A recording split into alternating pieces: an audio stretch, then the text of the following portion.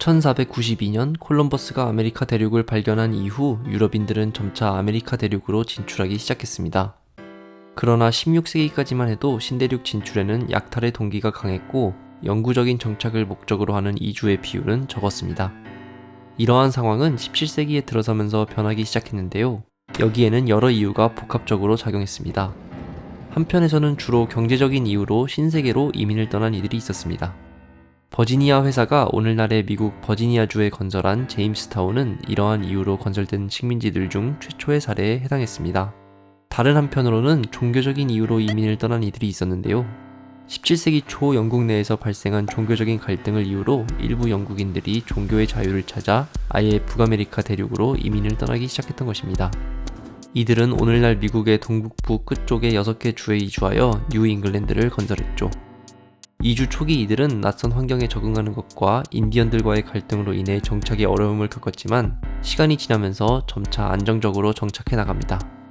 그 결과 18세기 초에는 북아메리카에 13개의 식민지 정착지가 있게 되었습니다. 그런데 18세기 중반 이렇게 상대적으로 안정적이던 상황에 변화가 생깁니다. 이 변화의 원인은 애초에는 아메리카 식민지 자체와는 관련이 없었는데요. 다름 아니라 식민지의 모국이었던 영국과 프랑스 사이에서 전쟁이 벌어진 것입니다. 7년 전쟁이라 일컬어진 이 전쟁은 영국과 프랑스뿐만 아니라 프로이센과 오스트리아, 러시아, 스웨덴, 스페인 등 당대 유럽의 강대국들 사이에서 벌어진 전쟁이었습니다. 문제는 이 전쟁이 북아메리카 지역으로 확전되었다는 사실이었습니다. 이는 우리에게는 잘 알려져 있지 않지만 당시 북아메리카 대륙에 영국 출신들 뿐만 아니라 프랑스도 진출해 있었기 때문이었는데요. 그러니까 식민지 정착인들의 입장에서 보자면 자신들과는 관계가 없는 유럽 대륙의 전쟁에 자신들이 휘말리게 된 셈이었죠. 그러나 당시까지 아메리카 식민지인들은 엄연히 모국인 영국의 지위 아래 있었기 때문에 아메리카 대륙에서 프랑스와의 전쟁에 동원됩니다. 아메리카 대륙의 영국인들과 프랑스인들은 각각 자신을 도울 수 있는 원주민들과 손잡고 전쟁을 벌이게 되죠. 1756년부터 63년까지 이어진 7년 전쟁의 일부에 해당하는 이 대프랑스 인디언 전쟁은 식민지인들에게 이전까지 경험해보지 못한 것들을 경험하게 해줬는데요. 우선 이때까지 일반적인 식민지인들은 대부분의 경우 평생 자신이 태어난 곳에서 쭉 지냈지만 전쟁 때 동원된 이후로는 전쟁터를 돌아다니며 다른 식민지 정착지들을 경험하게 되었죠. 게다가 전쟁의 와중에는 강한 행정력이 필요했기 때문에 이전까지 느슨하게 연결되어 있던 13개 식민지들 간의 정치적 협력이 강화됩니다. 그리고 이런 영향은 이후 식민지들이 영국으로부터 독립해서 하나의 국가를 이루는 데 있어서 중요한 문화적 영향을 끼치게 됩니다. 그런데 7년 전쟁이 아메리카 식민지에 끼친 결정적인 영향이 하나 더 있었는데요. 그것은 바로 식민지 모국인 영국과의 갈등을 증폭시켰다는 것입니다. 이는 부분적으로는 영국의 전쟁 전략에서 기인한 것이었습니다. 영국은 아메리카 대륙에서 프랑스와의 전쟁을 치르면서 군대에 필요한 인력의 대부분은 식민지에서 충당하고 전쟁을 수행하는 데 있어서 필요한 자금은 모국에서 충당하는 전략을 선택했습니다. 이 전략은 전쟁의 와중에는 매우 효율적이었죠. 그런데 막상 전쟁에서 승리하자 전쟁을 벌이면서 썼던 돈을 가급적이면 식민지에서 다시 벌어들이고 싶어 했던 것입니다. 그리고 이는 돌이킬 수 없는 갈등의 씨앗이 되고 맙니다. 당시 식민지의 모국이었던 영국이 식민지로부터 돈을 걷어들일 수 있는 가장 손쉬운 방법은 새로운 세금을 도입하는 것이었습니다. 이를 위해서 영국은 전쟁이 끝난 지 얼마 되지 않은 1765년 인지세법을 도입했는데요. 이 법은 식민지의 신문, 팜플렛, 각종 증명서, 허가증 등의 문서에 영국으로부터 수입한 인지를 붙이는 것을 의무화한 법입니다. 영국은 이 외에도 병영법을 시행하여 영국 군인들의 주둔을 위해 필요한 집과 음식을 식민지인들이 제공하게 했죠. 이러한 법률은 식민지인들의 동의 없이 제정되어 시행되었던 것이었기에 식민지인들로부터 매우 강한 반발을 불러일으켰습니다. 게다가 당시 식민지 지식인들은 영국과 유럽 대륙에서 퍼지고 있는 계몽주의 사상을 이미 접하고 있었기에 영국의 정책이 합리적이지 못하다는 사실을 논리적으로 반박할 수 있었죠. 우리에게도 잘 알려진 대표 없이 과세 없다 라는 구호 역시 이때 생겨나게 되었습니다. 몇 년 후 독립전쟁이 시작되었을 때 토마스 페인이 영국으로부터의 독립을 촉구하기 위해 작성한 팜플렛인 상식 역시 이러한 사상적 토대가 있었기에 가능했습니다. 어쨌든 영국이 각종 법을 도입해서 식민지로부터 세금을 거두려고 하자 당연하게도 식민지인들은 격렬하게 반대했는데요. 이러한 갈등의 와중에 터진 사건이 1773년의 보스턴 차 사건이었습니다. 보스턴 차 사건은 영국이 홍차법을 시행하면서 발생한 사건이었는데요. 당시 아메리카 식민지에서 소모되는 차의 대부분은 정식으로 수입된 차가 아니라 네덜란드로부터 밀수업자들이 밀수해온 차였습니다. 이에 영국은 자국의 동인도 회사가 소유하고 있는 차를 식민지로 수출하기 위해 동인도 회사가 애초 본국에 내야 할 세금을 일부 면제해 주었죠. 간단하게 말하자면 차를 팔 때 기존의 식민지에서 거두는 세금은 유지하고 나머지 세금은 줄여줘서 기존보다 저렴한 가격에 차 판매가 가능하도록 만들어줬던 것입니다. 일반 식민지인의 입장에서 보더라도 이는 기존보다 싼 가격에 차를 구매할 수 있게 된 것이니까 가격적인 측면에서만 보자면 손해는 아니었습니다. 그러나 기존의 식민지로부터 거두는 세금은 유지하면서 가격을 낮추는 이러한 방식은 장기적으로 식민지인들을 더욱 종속시키려는 것으로 여겨졌기에 많은 식민지인들이 이에 반대했죠. 게다가 당시 식민지에서는 밀수업에 종사하는 이들 역시 많았기에 홍차법이 시행되기 전 네덜란드로부터 차를 밀수해서 팔던 이들 역시 이에 반발하게 됩니다. 결국 인디언들로 변장한 식민지인들은 보스턴 항구에서 동인도 회사의 선박들에 잠입해 300상자가 넘는 차를 바다에 버려버립니다. 식민지인들의 이러한 행동에 영국 의회는 식민지인들이 보스턴 차 사건에 대한 배상을 할 때까지 보스턴 항구를 폐쇄한다는 내용을 담은 보스턴 항구법을 비롯해 식민지인들로부터 참을 수 없는 법들이라 불리는 일련의 법안을 제정합니다. 참을 수 없는 법들에 대한 식민지인들의 반항이 거센 상황에서 1775년 영국군이 렉싱턴과 콩코드에서 식민지 민병대의 무기고를 탈취하고자 하는 작전이 벌어지는데요. 이때 식민지 민병대가 영국군에 저항한 끝에 이들을 물리침으로써 본격적으로 미국 독립전쟁에 막이 오르게 됩니다. 이제 13개의 식민지들은 대륙회의를 소집해 1776년 7월 4일 독립선언문을 통해 영국으로부터의 독립을 선언합니다. 그런데 독립선언문에는 영국으로부터의 독립뿐만 아니라 계몽주의의 중요한 내용들이 담겨져 있는데요. 모든 사람은 평등하게 태어났으며 생명, 자유, 그리고 행복의 추구에 있어서 양도할 수 없는 권리를 부여받았다는 선언이 이에 해당합니다. 여기에는 앞서 말씀드린 대로 식민지의 지식인들이 이미 당대 유럽에서 퍼지고 있는 계몽주의 사상을 접하고 있었다는 점이 큰 역할을 했습니다. 오늘날 미국의 독립을 단순한 정치적 해프닝이 아니라 세계사적 혁명으로 보는 시선에는 이러한 맥락이 있는 것입니다. 그러나 이렇게 세계사적 의미를 지니는 식민지인들의 움직임에 대해서 영국 의회는 오판을 하고 있었습니다. 전쟁 초기까지만 해도 식민지인들의 행동을 단순한 반란으로 여기고 군대로 진압하면 잠잠해질 것이라고 믿었던 것입니다. 게다가 실제로 전쟁 초기까지만 해도 영국은 명확한 군사적 우위를 지니고 있었죠. 당대 가장 강한 군대 중 하나였던 영국군에 비해 미국의 군대는 막 조직되어 훈련도 제대로 되어 있지 않았기 때문입니다. 이런 상황에서 영국으로부터 미국의 독립을 인정받을 수 있었던 데에는 사령관으로 취임한 워싱턴의 전략이 큰 역할을 했는데요. 그는 영국군과의 전면전을 최대한 피하고 시간을 끄는 전략을 선택했는데 이는 물자 보급에 오랜 시간이 걸리는 영국군의 약점을 이용한 것이었죠. 그런데 미국과 영국이 이렇게 싸우고 있을 때 유럽의 다른 나라들은 무엇을 하고 있었을까요? 사실 미국이 결국 독립을 인정받을 수 있었던 데에는 다른 외국들이 큰 역할을 했습니다. 특히 프랑스가 그러했는데요. 전쟁이 발발하자 벤자민 프랭클린은 프랑스로 파견되어 지원을 요청했습니다. 당시 막 왕위에 오른 루이 16세는 영국을 견제하려는 목적 아래 참전을 결정했고 프랑스의 지원은 미국에게 결정적인 도움이 되었습니다.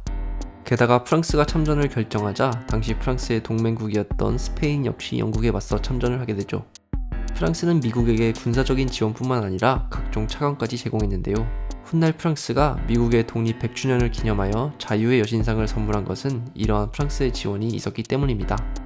이렇게 영국을 견제하려는 목표 아래 참전을 결정했지만 정작 프랑스는 이 때문에 큰 재정적 피해를 보았습니다.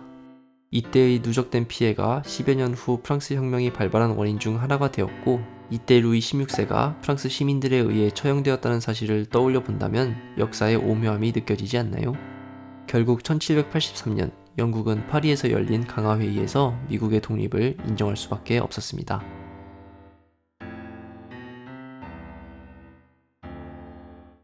자유, 평등, 박애.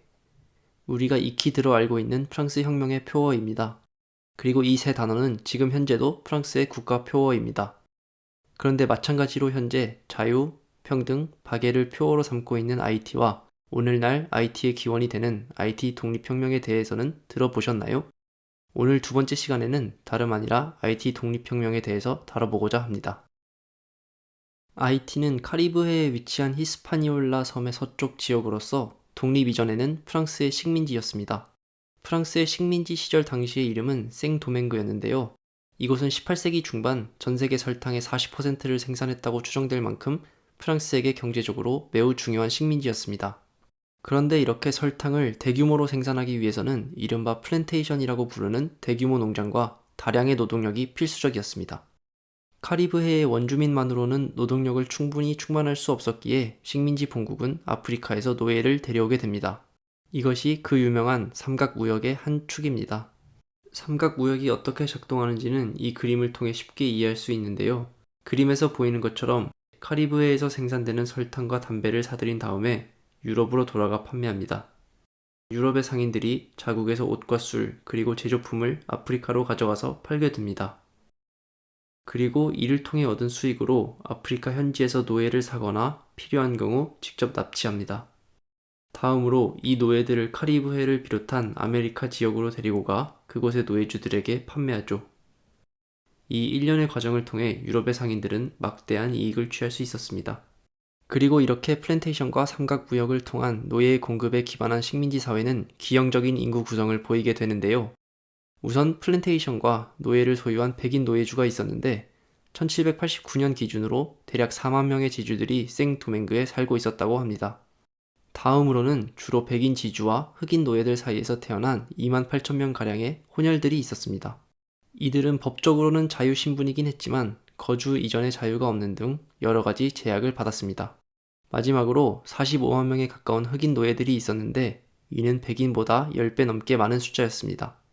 그러나 생도맹그의 인구 구성을 기형적이라고 부르는 이유는 단지 흑인과 백인의 비율 때문이 아니라 흑인의 출생 장소 때문이었습니다. 생도맹그에 살고 있는 흑인의 대략 3분의 2 정도가 지금의 나이지리아, 북앙골라, 서콩고 출생이었던 것입니다. 즉, 가혹한 노동 조건과 갑작스러운 환경 변화에 대부분의 흑인 노예들이 플랜테이션에서 일하고 얼마 지나지 않아 사망했기에 끊임없이 아프리카에서 노예를 수입해서 사회가 유지되었던 것입니다. 평균적으로 생도맹그에 도착하는 흑인 노예들 중 절반이 1년 내에 사망했다고 합니다. 이 때문에 노예주들은 어차피 얼마 못 사는데 잠시 쓰고 버리자 라는 생각으로 노예들을 더욱 가혹하게 대했고 식민지 생도맹그는 항상 폭력적이고 억압적인 분위기 속에서 유지되었습니다. 그리고 이런 상황에서 1789년 프랑스 혁명이 시작됩니다. 혁명이 시작되고 얼마 지나지 않아 프랑스 국민의회는 1789년 8월 26일 인권선언을 채택합니다. 그리고 이를 통해 모든 인간의 자유와 평등을 선언하죠. 초기에 생도맹그의 백인들은 이러한 인권선언을 환영했습니다. 자유와 평등을 명분으로 식민지에 대한 본국의 간섭을 줄일 속셈이었던 것이죠. 그러나 곧 모든 인간의 자유와 평등이라는 말이 가지는 근본적 함의를 깨닫고 태도가 변화하기 시작합니다. 이제 본격적으로 IT 독립혁명에 대해 알아보기 시작해야겠지요. IT 독립혁명은 처음에는 흑인 노예들이 아니라 흑인 노예와 백인 노예주 사이에서 출생한 혼혈들로부터 시작됩니다. 법적으로 자유신분이었던 혼혈들이 백인들과의 평등을 요구하면서 시작된 것이죠. 오제라는 인물은 이러한 요구가 백인들로부터 거부되자 1790년 무장투쟁을 준비합니다. 그러나 그는 정작 흑인 노예들과의 연대는 거부했는데 이는 식민지 사회에서 많은 혼혈인들이 스스로 노예를 보유하고 있었기 때문입니다. 따라서 오제는 고작 300명으로 구성된 무장 봉기대를 이끌고 반란을 시도하지만 백인들에 의해서 간단하게 진압됩니다. 따라서 본격적인 혁명의 시작은 흑인 노예들의 저항이 시작된 시점이었다고 할 수 있습니다. 1791년 8월 22일과 23일 사이의 새벽에 식민지의 북쪽 지역에 위치한 노예들이 노예주들을 암살하면서 본격적인 저항을 시작했고 이들은 며칠 내로 이 지역을 점거하고 스스로를 해방시켰습니다. 물론 이 과정이 평화롭게 진행되지만은 않았습니다. 수년간 노예주로부터 극심한 폭력에 시달렸던 노예들은 이를 노예주들에게 그대로 돌려주고자 했죠. 노예들의 저항은 프랑스 본국에서 급진파인 자코뱅들이 혁명의 주도권을 잡아가면서 더욱 힘을 얻었습니다. 1792년 프랑스의 입법의회에서 피부색에 상관없이 프랑스 식민지의 모든 사람에게 동등한 권리를 부여한다는 법이 제정되었기 때문이죠. 이에 저항하는 식민지의 백인 노예주들을 진압하고자 본국에서는 생도맹그에 6,000명의 군인을 파견할 정도였습니다. 따라서 이 단계까지만 해도 흑인 노예들은 본국으로부터의 완전한 독립을 원하지 않았습니다. 단지 노예 신분에서 벗어나는 것을 요구했던 것이죠.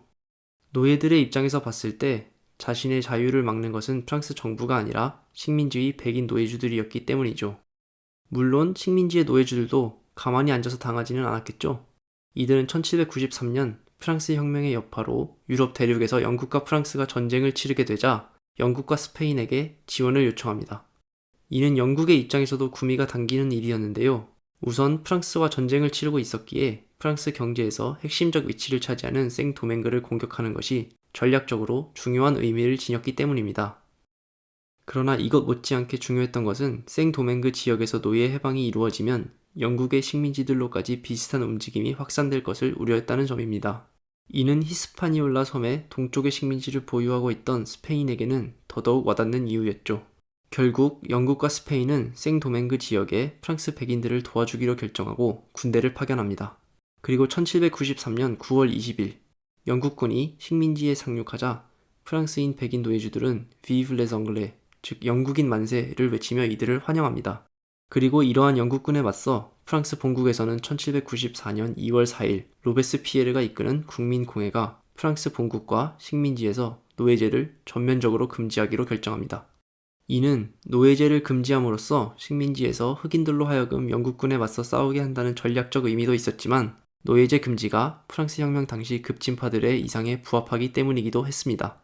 식민지 전역에서 노예제를 금지하고 흑인에게 백인과 동등한 권리를 부여한다는 생각은 당시 프랑스 사회에서 결코 다수의 동의를 얻지는 못합니다. 모든 인간의 보편적 자유와 평등을 외치면서 프랑스 혁명을 지지했던 사람들조차 상식적으로 흑인은 인간과 동물 사이의 존재쯤으로 여겼기 때문입니다. 결국 로베스피에르와 그가 이끄는 자코뱅은 많은 반대에 부딪히게 됩니다. 그리고 사회 전 분야에 걸쳐 이렇게 급진적인 정책을 펼쳤던 로베스피에르는 반대 세력의 불만을 잠재우지 못하고 1794년 실각하게 되고 자신이 도입했던 사형기구인 기요틴에서 스스로 처형됩니다. 이 시점에서 IT 독립혁명의 중요한 인물이 등장합니다. 다름 아닌 투생 루베르튜르인데요. 1743년에 태어난 그는 원래 노예였다가 1776년에 해방된 인물이었습니다. 전직 노예였던 루베르튜르는 당연히 프랑스에 대한 반감을 가지고 있었고 이 때문에 프랑스와 스페인의 전쟁 초기에 스페인 진영에 합류해서 공을 세우기도 했었죠. 그러나 앞서 말씀드린 것처럼 1794년 프랑스가 노예제를 전면적으로 금지하자 자신의 수하 4,000명을 이끌고 프랑스 진영에 합류하여 스페인군을 역으로 공격합니다. 그리고 이 공을 인정받아 식민지에서 장군의 위치에 오르게 되죠. 천재적인 전략가였던 덕분에 검은 나폴레옹이라는 별명까지 얻은 그는 전략적으로 열세인 상황에서도 스페인군에 이어 영국군에 저항하면서 장기간 버티는 데 성공합니다. 그리고 1798년에는 마침내 영국군을 무찌르고 현재 IT의 수도이기도 한 포르토프랑스를 점령하게 됩니다. 그리고 이것으로 영국은 생도맹그에서 완전히 물러나게 됩니다. 현재의 역사가들은 대체로 이 전쟁 과정에서 흑인 약 20만 명, 백인 약 10만 명이 사망했다고 추산합니다. 그런데 이 과정에서 루베르튜르는 자신은 노예의 해방과 흑인의 권리를 위해 싸우는 것이지 백인들에게 사적인 복수를 하기 위해 싸우는 것이 아니라고 밝힙니다. 그리고 이의 연장선상에서 자신이 이끄는 흑인들이 노예주들에 대한 개인적 복수를 하지 못하도록 합니다. 또한 흑인의 권리를 인정해준다면 프랑스로부터 굳이 독립할 필요가 없다고 공개적으로 말하기도 하죠. 이렇게 전쟁에서의 공과 프랑스에 대한 유화적인 태도 덕분에 그는 프랑스의 묵인하에 생도맹그에서 절대적인 권위를 갖게 됩니다. 그런데 역시 권력의 맛은 너무 달콤했던 것일까요? 루베르튜르는 1801년에 스스로 헌법을 제정하고 종신의 총독 자리에 오릅니다. 이는 프랑스 정부와의 사정 교류가 없었던 행위였기에 당시 프랑스에서 권력을 잡고 있던 나폴레옹은 6,000명의 병력을 생도맹그로 보냅니다. 루베르튜르는 저항을 시도하지만 얼마 지나지 않아 1802년 5월 그의 군대가 항복하게 됩니다. 그리고 생도맹그에는 루베르튜르의 법이 아니라 프랑스의 법이 다시 관철되죠. 루베르튜르는 체포되어 프랑스로 압송되고 감옥에 수감되며 그곳에서 사망하게 됩니다. 그러나 여기서 나폴레옹도 치명적인 실수를 저지르게 됩니다. 지난 10년간의 시대적 변화를 감지하지 못한 채 식민지에 다시 노예제도를 시행하려고 계획했던 것입니다. 더 이상 로베스피에르도 자코뱅도 없는 상황에서 노예제 도입에 크게 반대할 세력이 없다고 여긴 것입니다. 노예제도를 다시 도입하려는 나폴레옹의 계획은 알려지자마자 식민지 사회에서 거대한 반발을 야기했고 마침 나폴레옹은 영국과의 전쟁으로 인해 해상이 봉쇄되어 있었기에 식민지의 군사 지원을 할 수도 없었죠. 마침내 1803년 11월 18일 베르티에에서 마지막 전투가 이뤄졌고 승리한 생도맹그의 식민지인들은 1804년 1월 1일에 독립을 선언합니다. 그리고 국가의 이름을 식민지인들이 그들의 언어로 자의적으로 부여한 생도맹그에서 원주민의 언어로 높은 산의 땅을 뜻하는 아이티로 바꿉니다. 그리고 백인에 대해 유화적 태도를 취했던 루베르티르가 더 이상 없는 상황에서 남아있는 백인들에 대한 무자비한 폭력이 자행됩니다. 우여곡절 끝에 라틴 아메리카 역사상 처음으로 독립을 이뤄냈지만 아이티 국민들은 커다란 시련에 직면했습니다. 10년이 넘는 전쟁을 치르면서 50만 명 가까운 사람이 사망했고 많은 백인 지주들이 본국으로 떠났기에 전쟁 전에 비해 인구가 크게 줄어 있었습니다. 또한 프랑스를 비롯한 유럽 국가들로부터 언제든 재침입을 받을 수 있다는 두려움 때문에 국가적인 위기 상황이 반복되었습니다. 게다가 노예들의 혁명을 통해 성립된 국가였기에 유럽의 국가들은 결코 아이티와 적극적으로 외교 관계를 맺어주지 않았습니다. 이는 자신들의 식민지에서 비슷한 움직임이 일어날 것에 대해서 극도로 경계했기 때문이지요. 결국 오늘날 아이티의 상황에서도 유추할 수 있듯이 아이티 독립혁명의 결말은 결코 단순한 해피엔딩은 아니었습니다. 그런데 아이티 독립혁명은 동시대의 유럽에서 어떻게 인식되었을까요? 아이티 독립혁명은 당시 유럽 사회에서 매우 중요하게 여겨지던 사건이었습니다. 당시 유럽의 신문들에서 계속해서 보도가 되었을 뿐만 아니라 지적으로 열등하다고 여겨졌던 흑인 노예들이 프랑스 혁명의 핵심 가치인 자유와 평등을 근거로 백인 사회에 반기를 드는 상황은 유럽 지식인들을 커다란 모순에 직면하게 만들었습니다. 그리고 이는 정치인들 뿐만 아니라 지식인 사회에서 엄청난 논쟁을 야기했죠. 최근에는 심지어 헤겔이 자신의 철학적 핵심 중 하나인 주인과 노예의 변증법의 아이디어를 아이티 독립혁명으로부터 얻었다고 주장하는 역사학자도 있을 정도입니다. 그러나 이렇게 당대에 중요하게 여겨졌던 아이티 독립혁명은 19세기 중반이 지나면서 유럽 사회에서 철저하게 잊혀지기 시작합니다.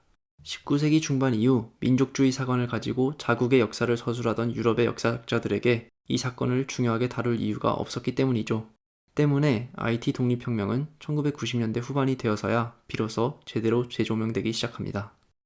아이티 독립혁명의 사례가 우리에게 주는 가르침은 무엇일까요? 물론 여러 가지가 있겠지만 프랑스 혁명이 지니는 모순과 한계를 잘 보여줬다는 점이겠죠. 자유, 평등, 박애의 가치를 전파하겠노라고 말하면서 유럽 대륙을 호령했지만 정작 스스로의 식민지에 살고 있는 사람들의 자유는 억압하는 모습이 참으로 아이러니하지 않으신가요? 그러나 다른 한편으로 아이티 독립혁명은 프랑스 혁명이 왜 단지 프랑스뿐만 아니라 세계사에서 가장 중요한 사건 중 하나로 여겨지는지를 보여줍니다. 자유, 평등, 박애를 외쳤던 사람들 그 자체는 인종에 대한 시대적 편견을 완전히 극복하지 못했지만 일단 한번 세상에 나온 사상은 더 이상 특정한 국가나 지식인의 전유물이 아니라는 점을 보여주었기 때문입니다. 어쩌면 이것이야말로 프랑스 혁명과 아이티 독립혁명이 지니는 세계사적 보편성은 아닐까요? 19세기 초중반 유럽은 보수적이고 억압적인 사회 분위기를 유지하고 있었습니다. 나폴레옹이 전쟁에서 패배한 이후 유럽의 강대국들은 1814년 오스트리아의 빈에 모여 전후 처리를 어떻게 할지를 두고 회의를 하게 됩니다. 오스트리아의 외무부 장관이었던 메테르니가 주도한 이 회의에는 오스트리아, 영국, 러시아, 프로이센과 같이 나폴레옹과 직접 전쟁을 벌였던 국가들 뿐만 아니라 스페인, 포르투갈, 스웨덴, 덴마크, 그리고 스위스와 같은 대부분의 유럽 국가들이 참여했습니다. 당시 독일의 작은 정치 세력들까지 포함해서 총 200여 개의 정치 세력 대표들이 빈 회의에 참가했습니다. 빈 회의의 결과 유럽의 강대국들은 몇 가지 내용에 대해서 서로 합의했는데요. 이 중 대표적인 것은 프랑스가 나폴레옹의 전쟁 기간 동안 획득한 영토를 이전의 상태로 돌려놓는다는 것이었습니다. 또한 전쟁과는 직접 관련이 없었지만 이후의 강대국 간의 무력 충돌을 방지하기 위해서 크고 작은 영토 조정이 있었습니다. 이 결과 프로이센, 오스트리아, 그리고 러시아는 전쟁 이전에 비해 더 넓은 영토를 가지게 되었습니다. 이러한 영토 조정은 현실적인 힘의 크기에 맞게 영토를 조정해서 미래의 또 다른 전쟁을 막기 위함이었죠. 지금까지 말씀드린 빈 회의의 내용을 통해서 알 수 있듯이 빈 회의는 대단히 보수적인 입장에서 이뤄진 회의였습니다. 메테르니를 비롯한 유럽의 외교가들은 강대국들 간의 협력을 통해서 프랑스 혁명 기간 동안 유럽 전반에 전파된 자유주의와 민족주의의 이념을 억압하고자 했습니다. 때문에 빈 회의에서 유럽의 정치인들은 추후에 특정 지역에서 독립운동이나 혁명의 움직임이 시작되면 해당 움직임의 해결을 그 지역에만 맡겨놓는 것이 아니라 강대국들이 서로 협력해서 혁명의 불꽃이 유럽 전역으로 퍼지는 것을 막기로 합의했습니다. 빈 회의의 결과 합의된 유럽의 새로운 질서는 큰 틀에서 1848년에 이르기까지, 그러니까 30년 넘게 유지됩니다. 특히 프랑스 혁명을 통해 전파되기 시작한 민족주의의 움직임을 억압하는 것이 유럽 강대국들의 주요한 목표 중 하나였는데요. 이는 당시까지만 해도 민족주의 운동이 곧바로 오늘날의 민주주의 운동과 유사한 방향으로 흐를 수 있었기 때문입니다. 하나의 민족이 하나의 국가를 가져야 한다는 당시 민족주의의 이념이 많은 경우 민족 단위와는 상관없는 영토를 지닌 군주들에게 큰 위협이 되었기 때문입니다. 예를 들어 오늘날의 독일 영토에는 당시 40개가 넘는 영토들이 있었는데, 만약 독일에서 민족주의 운동이 일어난다면 어떻게 될까요? 서로 같은 독일인이라고 생각하는 사람들이 하나의 국가를 만들어서 함께 살자고 주장할 것이고, 이 새로운 국가에서 모든 독일인들에게 적용되는 헌법을 만들자고 주장할 것입니다. 그리고 이 헌법을 만들기 위해서 자신들의 대표를 선출하자고 주장하게 될 텐데요. 당시의 민족주의 운동이 곧 자유주의, 그리고 민주주의와 쉽게 연결되는 것은 바로 이 때문입니다. 그리고 이런 과정이 기존의 군주와 영주들에게 직접적인 위협이 된다는 것은 당연하겠죠. 이러한 이유 때문에 유럽의 강대국들은 프랑스 혁명 이후 민족주의의 확산을 억압하는 것을 최우선 목표로 두게 됩니다. 겉으로 보기에 유럽의 강대국들이 1840년대까지 민족주의 운동의 확산을 성공적으로 억압하고 있는 것으로 보였지만, 사실 당시 유럽에서는 공식적인 억압에도 불구하고 이념으로서의 민족주의가 지식인들을 중심으로 점점 확산되고 있었습니다. 특히 언론 매체가 빠르게 발전하면서 지역적으로 멀리 떨어진 장소로도 각종 소식이 빠른 속도로 전달될 수 있게 되면서 더욱 그러했습니다. 말하자면 민족주의와 자유주의는 당시 지식인이 되고자 하는 사람이라면 누구나 붙잡고 씨름해봐야 하는 이념이었던 것입니다. 게다가 지식인들 사이에서 점점 민족주의의 이념이 확산되자 지식인이 아닌 시민들 사이에서도 점차 민족주의가 하나의 대세로 자리 잡게 되죠. 특히 하나의 민족이 하나의 독립된 국가를 아직 만들지 못했던 그리스, 이탈리아, 헝가리, 폴란드, 체코, 그리고 독일에서 이러한 움직임이 강했습니다. 이렇게 한쪽에서는 지식인들과 시민들을 중심으로 새로운 이념이 점차적으로 퍼져나가고, 다른 한쪽에서는 강대국들이 새로운 이념이 공식적으로 드러나는 것을 억압하는 긴장된 상황 속에서 또 다른 요인이 나타나게 되는데요. 바로 경제 위기였습니다. 유럽은 1845년부터 1846년 그리고 1847년에 이르기까지 몇 년 연속 안 좋은 기후로 인해 큰 흉작을 경험합니다. 게다가 당시 일반인들의 식량에 있어서 큰 역할을 차지했던 감자 농사가 감자 역병으로 인해 완전히 망하게 됩니다. 감자 역병은 우리에게는 많은 아일랜드인들이 고향을 떠나 미국으로 이주하게 되는 원인으로 알려져 있기도 하죠. 그러나 당시 감자는 전 유럽적으로 매우 중요한 식량이었고, 감자 역병은 아일랜드뿐만 아니라 전 유럽에 치명적인 영향을 끼쳤습니다. 그러니까 당시 1840년대 중반 유럽은 사회적, 이념적, 그리고 경제적 위기가 겹쳐서 언제든지 혁명이 일어날 수 있는 상황이었던 것입니다. 1848년 2월 21일, 그러니까 공교롭게도 프랑스에서 혁명이 시작되기 며칠 전에 출판된 마르크스와 엥겔스의 공산당 선언에서 이들이 오늘날에도 많이 알려져 있는 문장 Ein Gespenst geht in Europa, das Gespenst des Kommunismus, 즉 하나의 유령이 유럽을 배회하고 있다, 공산주의라는 유령이 라고 말한 것은 이러한 시대적 분위기를 반영한 것입니다.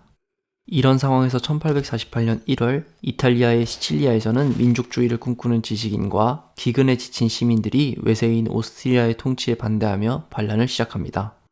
그리고 이것이 1848년 전 유럽을 강타한 1848년 혁명의 시작이 됩니다.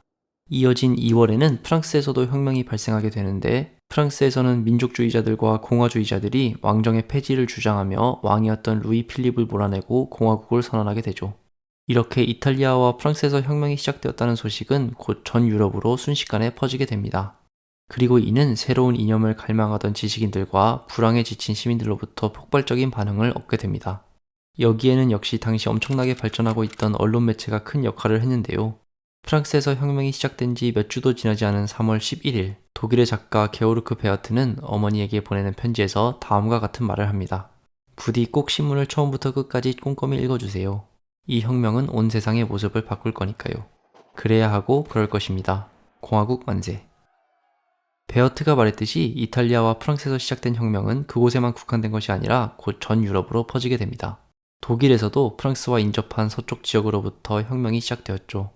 특히 도시별로 대학들이 발달한 독일에서는 지식인과 학생들이 주도해서 언론의 자유, 결사의 자유, 그리고 무엇보다도 하나의 민족 국가를 주장하며 봉기하게 됩니다. 이들은 이미 3월 18일, 그러니까 프랑스에서 혁명 소식이 전해진 지 한 달도 채 지나지 않은 시점에 프랑크푸르트에서 586명의 의원으로 구성된 국민의회를 엽니다. 이는 독일 최초로 선거를 통해 구성된 의회였죠. 학생과 지식인들이 주도했기 때문에 전체 의원 중 무려 94명이 교수였는데요. 그렇기 때문에 당시 독일에서는 이 의회를 포페소헌 팔라멘트, 그러니까 교수의회라고 부르기도 했죠. 프랑크푸르트 국민의회는 곧 의회민주주의에 바탕한 입헌군주제를 골자로 하는 헌법을 작성하게 됩니다. 이렇게 한 번 시작된 혁명의 물결은 곧 프랑스, 독일을 넘어서 전 유럽으로 퍼졌는데요. 오스트리아, 덴마크, 헝가리, 스웨덴, 스위스, 폴란드, 벨기에, 아일랜드, 그리고 스페인에서도 크고 작은 혁명의 움직임이 시작되었습니다.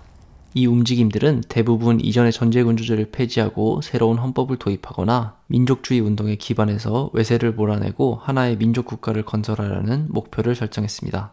1848년의 혁명 움직임은 심지어 바다를 건너 아메리카 대륙에도 영향을 주었는데요. 콜롬비아, 칠레, 그리고 브라질에서도 1848년 곧바로 혹은 몇 년 내에 혁명적 움직임이 일어났죠. 그런데 순식간에 전 유럽을 강타한 혁명의 불꽃은 빠르게 퍼진 만큼 곧 빠르게 꺼지게 됩니다. 이는 무엇보다도 혁명이 조직적인 움직임 없이 자발적으로 일어난 것이었기 때문이었습니다.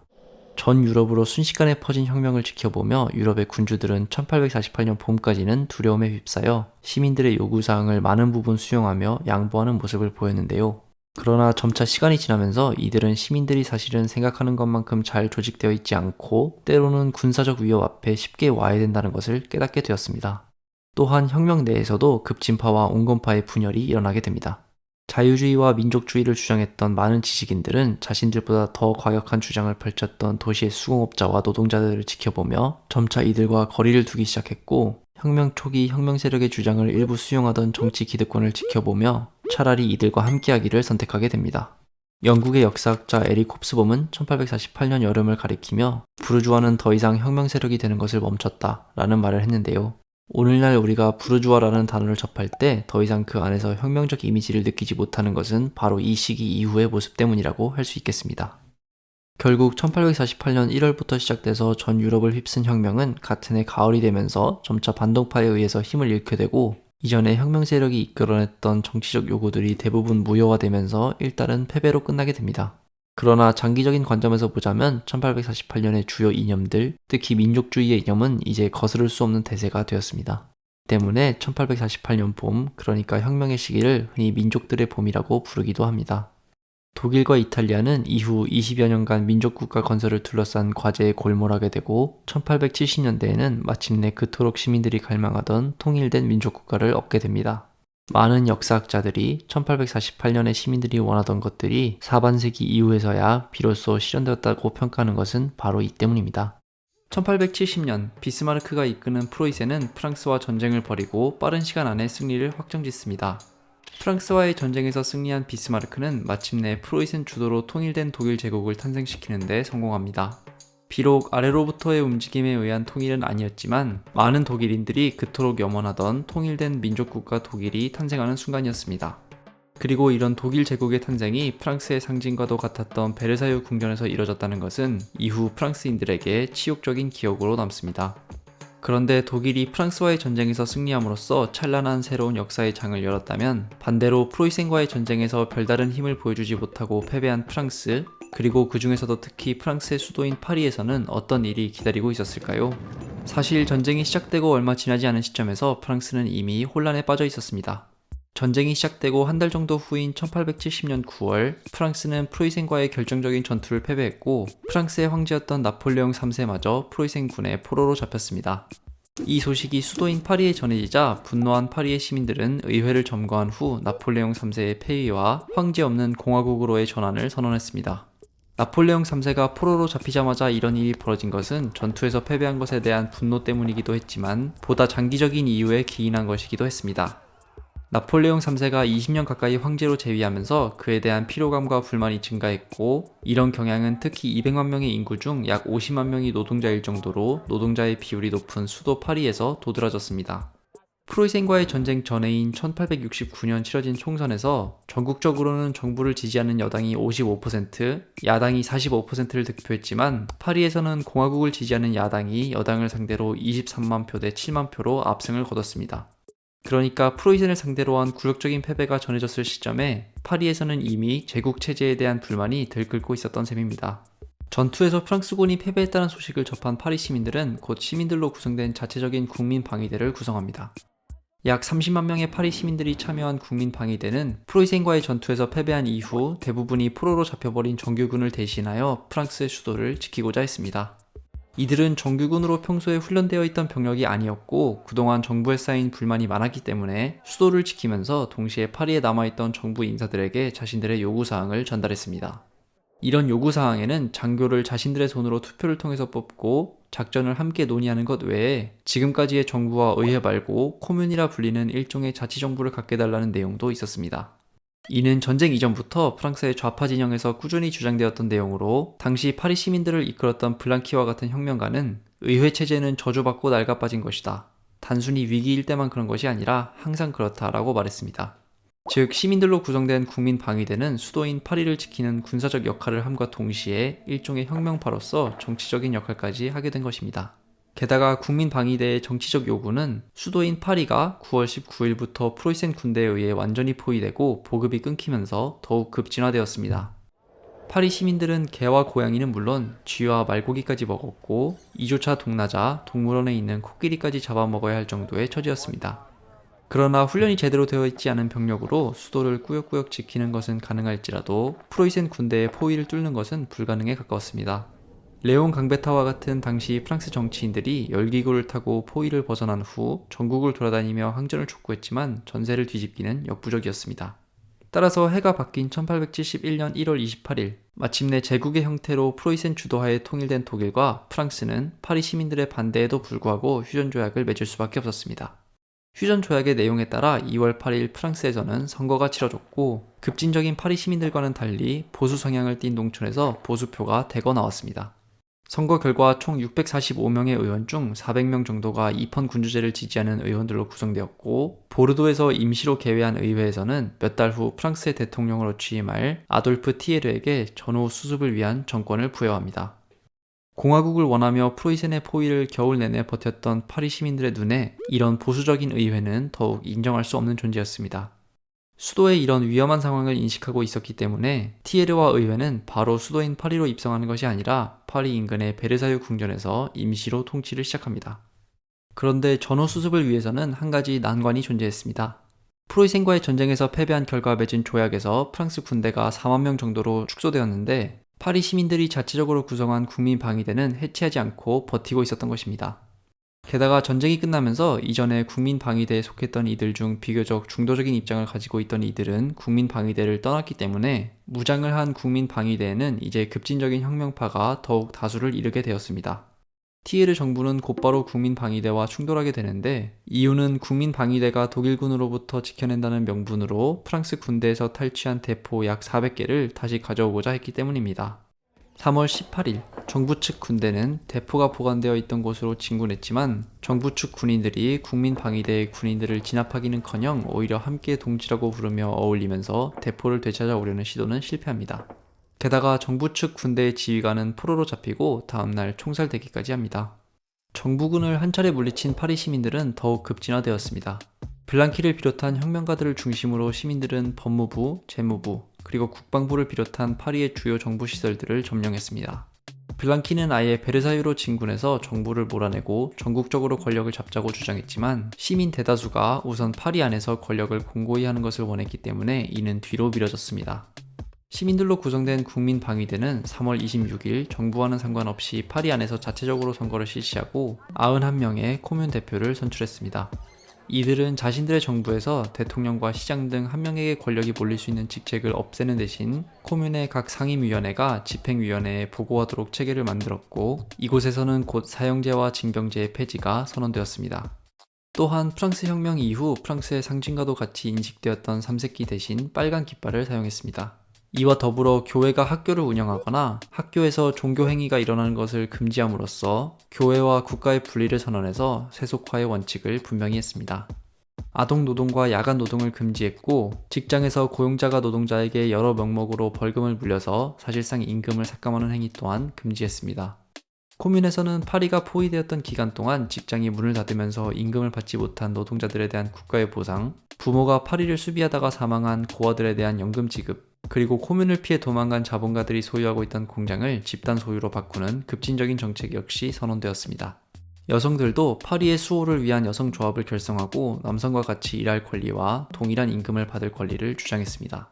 그러니까 파리 코뮌을 통해서 자유주의 진영, 노동자 계급, 그리고 여성이 19세기 내내 꾸준히 주장해왔던 내용들과 프로이센과의 전쟁이라는 특수하고 단기적인 상황 때문에 주장되었던 내용들이 한꺼번에 수면 위로 드러났다는 것을 확인할 수 있습니다. 이는 역사학자들이 파리 코뮌이 등장한 것이 마르크스와 공산주의 혁명가들이 주장한 것과 같이 공산주의라는 이념 때문인지 아니면 프로이센과의 전쟁에서 패배한 1871년의 특수한 상황 때문인지를 두고 논쟁하는 이유이기도 합니다. 그러나 프랑스의 중앙정부는 파리의 이런 급진적인 움직임을 가만히 두고 볼 생각이 없었습니다. 티에르는 비스마르크에게 전쟁 도중에 포로로 잡혔던 군인들을 풀어달라고 요구했고 5월이 되자 프랑스 군대는 다시 17만 명 정도의 규모를 갖추게 되었습니다. 5월 21일이 되자 피해 일주일이라 불리게 된 진압이 시작되었습니다. 파리 시민들이 쌓았던 바리케이드들을 중심으로 전투가 벌어졌고 코뮌 측은 파리 시청, 루브르 궁전, 경찰국, 재무부 등 정부 측이 사용할 수도 있는 각종 건물들을 불태우면서 버텼지만 5월 28일 마지막 147명의 코뮌 지도자들이 처형된 것을 끝으로 파리 코뮌은 최종적으로 진압되었습니다. 일주일의 진압 기간 동안 파리 시내에서 최대 2만 명, 최소 7천 명의 시민들이 사망한 것으로 추정됩니다. 1871년의 파리 코뮌에 대한 평가는 당대에도 그리고 그 이후에도 각자의 입장에 따라 크게 갈려왔습니다. 마르크스는 아예 파리 코뮌을 주제로 한 Der Bürgerkrieg in Frankreich, 프랑스 내전이라는 글을 쓰고 파리 코뮌이 부족한 지도력 때문에 실패했지만 파리의 노동자들은 새로운 시대의 선구자로서 기억될 것이라고 주장했습니다. 반면 보수적인 입장을 취했던 이들은 그 어떤 새로운 이념도 근본적인 가치도 훌륭한 지도자도 없었기 때문에 파리 코뮌이 새로운 세상을 알리는 것과는 거리가 멀었다고 말했습니다. 그러나 프랑스의 역사학자 프랑수아 퓨레가 말했던 것처럼 유럽 근현대사에서 몇 달 남짓에 불과한 짧은 기간에 비해 이토록 과도하리만큼 많은 관심을 받은 주제는 없었습니다. 일반적으로 독일 근현대사를 떠올릴 때 가장 먼저 생각나는 것 중 하나는 바로 히틀러와 2차 세계대전인데요.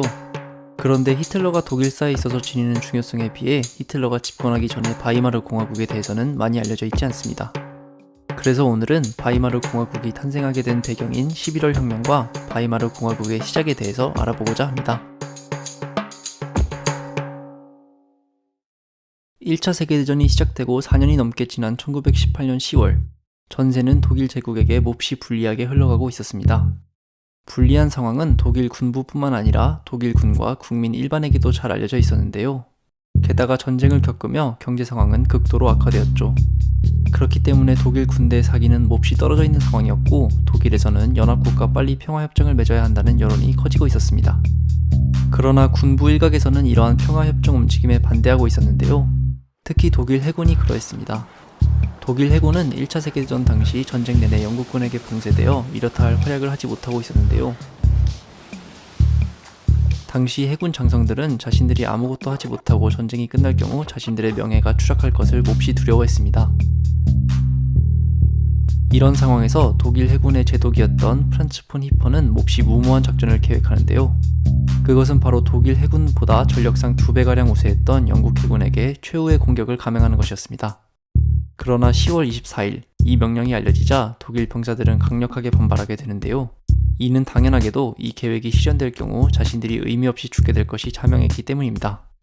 따라서 이들은 명령을 거부하며 반란을 일으키게 되었고 킬에서의 봉기는 곧 거대한 혁명의 시작이 되었습니다. 독일 해군 병사들의 반란에 놀란 군부는 작전을 취소하고 봉기에 참가한 병사들 중 47명을 체포했습니다.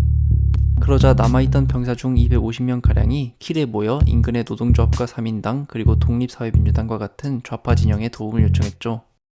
킬은 노조와 좌파 계열의 정당들이 폭넓은 지지를 받고 있는 도시였기에 이들의 연대는 큰 도움이 되었습니다.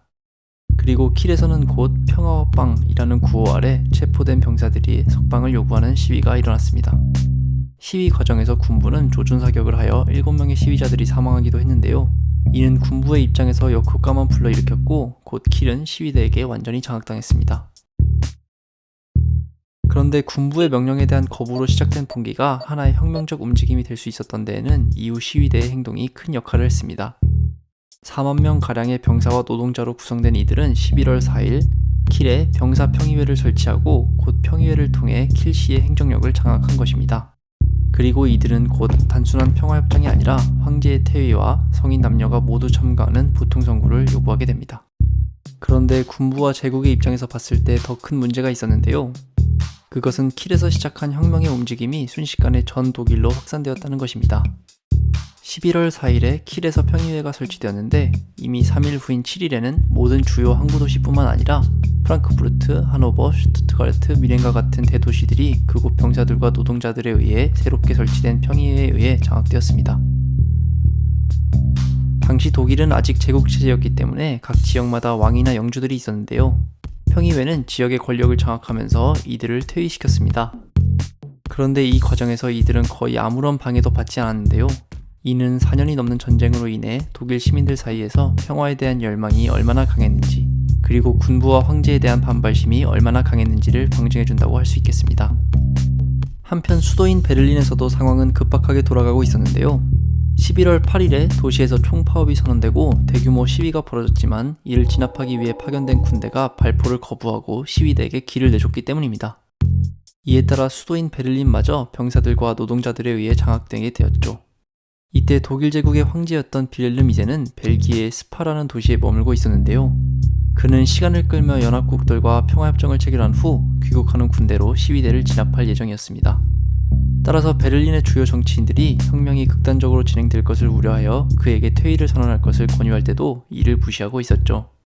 결국 11월 9일 낮에 당시 총리였던 막스 폰 바덴이 황제의 동의 없이 그의 퇴위를 선언하게 됩니다. 그리고 몇 시간 후 3인당의 주요 지도자 중 한 명이었던 필립 샤이데만은 국회의사당의 창가에서 시위대를 향해 Es lebe die Deutsche Republik, 즉 독일 공화국 만세를 외치며 공화국을 선포하게 됩니다. 그런데 여기서 재밌는 이야기가 있는데요. 샤이데만이 독일 공화국의 성립을 선포한 것과 거의 동시에 로자 룩셈부르크의 동지로서 보다 급진적인 좌파 진영을 대표했던 칼 립크네시트가 시위대 앞에서 Ich proklamiere die freie sozialistische Republik Deutschland 라고 말한 것인데요. 이는 사회주의 독일 공화국을 선포했다는 의미입니다. 미래의 독일이 단순히 공화국이 될 것인지 아니면 사회주의 공화국이 될 것인지 이때부터 이미 좌파 진영 내에서 의견 차이가 있었던 것입니다.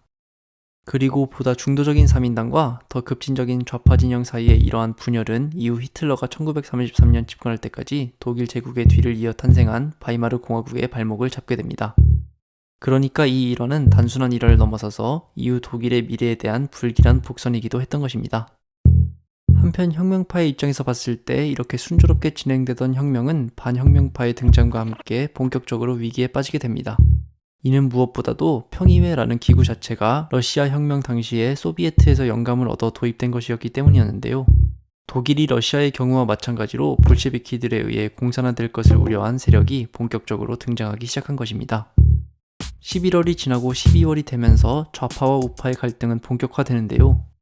이것의 절정이 바로 로자 룩셈부르크와 칼 립크네시트가 우파에 의해 납치되어 살해당한 사건입니다.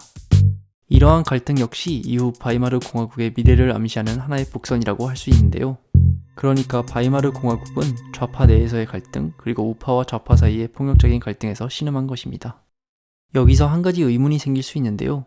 독일 제국의 뒤를 이어 탄생한 독일 공화국은 왜 바이마르 공화국이라고 불리게 되었을까요? 이는 공화국의 헌법이 바이마르에서 제정되었기 때문입니다. 해가 바뀌어 1919년 1월 19일, 독일에서는 최초로 재헌의회의 의원들을 선출하기 위한 선거가 실시됩니다. 그런데 수도인 베를린은 앞서 말씀드렸다시피 좌파와 우파 사이의 갈등으로 인해 혼란스러운 상황이었기에 재헌의회는 소요를 피해 보다 조용한 바이마르라는 도시에서 열리게 된 것입니다. 무려 83%의 투표율을 보인 이 선거에서 중도 좌파에 해당하는 3인당이 37.9%, 카톨릭 세력을 대표하는 중앙당이 19.7%, 그리고 자유주의 진영을 대표하는 독일 민주당이 18.6%를 득표하여 이들의 연합으로 이루어진 이른바 바이마르 연합이 헌법 제정을 주도하게 됩니다. 결국 재헌의회는 논의를 거친 끝에 1919년 8월 11일 새로운 헌법을 선포하는데요. Das Deutsche Reich ist eine Republik, 즉 독일 제국은 공화국이다 라는 우리에게는 얼핏 혼란스러워 보이는 문장으로 시작하는 바이마르 헌법은 이어서 Die Staatsgewalt geht vom Volke aus, 그러니까 국가 권력은 국민으로부터 나온다라는 우리에게도 친숙한 문장으로 이어집니다. 바이마르 헌법은 20세 이상의 성인 남성과 여성 모두에게 선거권을 보장하는 등 당시로서는 매우 선진적인 내용을 담고 있었습니다. 또한 법 앞에 만인의 평등, 종교와 양심의 자유, 의무 교육의 도입뿐만 아니라 모든 개인은 경제생활에 있어서 정의의 원리에 따라 인간의 존엄에 걸맞는 삶을 살 수 있어야 한다는 내용도 담고 있었죠. 그리고 바이마르 헌법의 제정을 시작으로 바이마르 공화국의 14년간의 짧다면 짧고 길다면 긴 역사가 본격적으로 시작하게 됩니다.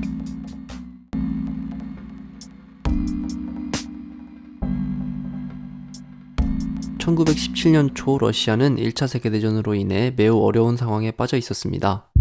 2년 반 전 전쟁이 처음 발발했을 때는 사회 전체적으로 전쟁에 대한 지지가 높았는데요. 전쟁이 시작되면서 당시 수도였던 상트페테르부르크가 독일식 이름이라는 이유로 페트로그라드로 개칭될 정도였습니다. 그러나 막상 수년에 걸쳐 전쟁이 지속되자 전쟁에 대한 반발심이 매우 커지게 됩니다. 전쟁으로 인해 약 600만 명의 사상자가 발생했을 뿐만 아니라 페트로그라드를 비롯하여 러시아 전체에 매우 심각한 식량난이 발생했기 때문입니다. 이런 식량난은 마침 1916년에서 1917년으로 넘어가는 겨울이 특히 혹독해서 더욱 심화되었죠. 게다가 이미 1차 세계대전이 발발하기 전부터 러시아 시민들의 차르 체제에 대한 불만은 19세기 말과 20세기 초를 거치며 장기적으로 누적되어 있던 상태였습니다.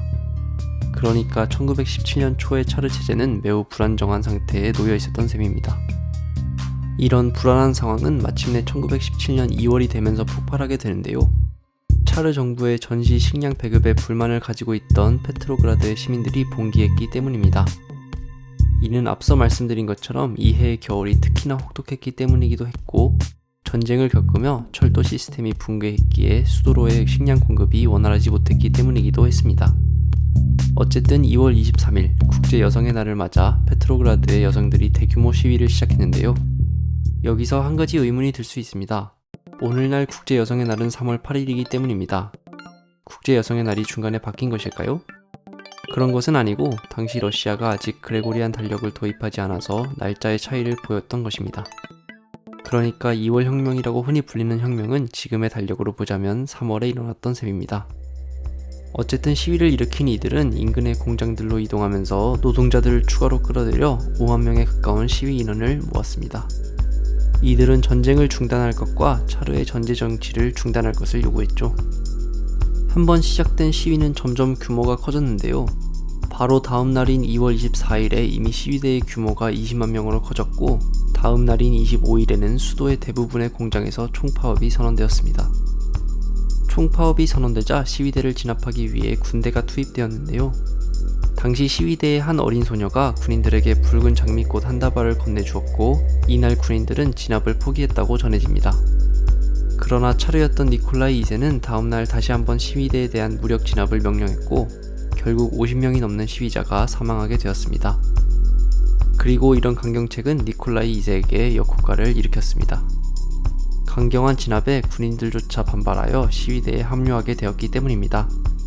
결국 니콜라이 2세는 이후 퇴위하게 되고 가족과 함께 시베리아로 보내졌다가 1918년 처형됩니다. 한편 2월 27일에는 페트로그라드에서 노동자와 농민들에 의해 최초의 소비에트가 구성되는데요. 우리말로 평의회라는 의미를 지닌 소비에트는 당시 엘리트와 부르주아들로 구성된 러시아 의회였던 두마에 대응하는 노동자와 농민들의 자치기구였습니다. 첫 소비에트의 집행부에는 우리가 러시아 혁명을 떠올릴 때 가장 먼저 떠올리는 세력인 볼셰비키가 아니라 맨셰비키가 다수 뽑혔습니다. 이는 러시아 혁명 직전 대부분의 유력한 혁명가들이 차르에 의해 유배되었거나 차르의 탄압을 피해 망명을 떠난 상태였기 때문이었습니다. 2월 혁명 이후 맨셰비키가 볼셰비키와 대표적으로 달랐던 점은 혁명을 대하는 방식이었습니다. 맨셰비키는 러시아와 같이 산업이 아직 발전하지 못한 농업국가가 바로 공산주의 혁명으로 나아갈 수 있다고 믿지 않았습니다. 이는 마르크스의 생각을 일부 따른 것이기도 했는데요. 먼저 부르주아 혁명을 거친 이후 공산주의 혁명을 달성할 수 있다고 믿었던 것입니다. 따라서 맨셰비키는 당시 의회였던 두마에서 먼저 부르주아 혁명으로 나아가는 임시정부를 구성할 것을 주문했고, 두마는 실제로 임시정부를 구성하죠. 소비에트와 임시정부가 공존하는 이 시기를 두고 흔히 이중권력체제라고 부르는 것은 바로 이 때문입니다. 그런데 이런 맨셰비키의 혁명 방법론에 대해서 시위를 일으켰던 노동자와 농민들은 불만이 아주 많았습니다. 이는 두마에 의해 성립된 임시정부가 기본적으로 엘리트 부르주아 출신들로 이루어졌기 때문이었습니다. 또한 이는 곧바로 공산주의로 나아가는 것이 아닌 이른바 부르주아 혁명을 한번 거치는 것이었기에 시위를 통해 급진화된 시민들의 요구를 만족시킬 수 없었기 때문입니다. 당시 임시정부의 총리로 시민들이 잘 알지 못했던 르보프 공작이 발표되자 시위대의 한 병사가 그러니까 우리가 한 일이 고작 차르를 공작으로 바꾼 거라 이거야? 그게 전부라는 거야? 라고 말했다고 하는데요. 이 말은 당시 시위대의 분위기를 잘 보여준다고 할 수 있겠습니다. 상황이 이러했기 때문에 이중권력 체제라는 이름 하에 임시정부와 소비에트가 공존하긴 했지만 일반 시민들 사이에서는 소비에트가 훨씬 더 강한 정치적 권위를 발휘했습니다. 그런데 지금까지의 진행 과정을 봤을 때 한 가지 눈에 띄는 점이 있는데요. 그것은 2월 혁명의 경우 분명한 지도자가 부재했다는 사실입니다. 2월 혁명은 치밀한 계획에 의해 일어난 혁명이 아니었습니다. 그보다는 전쟁에 대한 피로감과 극심한 식량난으로 인해 대중들에 의해 자발적으로 일어난 혁명이었던 것입니다. 그렇다면 여기서 한 가지 의문이 들 수 있는데요. 만약 2월 혁명이 특별한 계획이나 특정 지도자에 의해 일어난 혁명이 아니라면 우리가 러시아 혁명을 생각할 때 가장 먼저 떠올리는 인물 중 하나인 레닌은 당시에 무엇을 하고 있었을까요? 레닌은 2월 혁명이 발발하기 이전까지 스위스에서 망명 생활을 보내고 있었습니다. 사실 레닌은 1905년에서 1906년 사이에 6달 정도 머문 것을 제외한다면 이전의 17년 동안 대부분의 시간을 유럽에서의 망명 생활로 보내고 있었습니다. 2월 혁명이 발발했다는 소식을 들은 레닌은 귀국 계획을 짜는데요.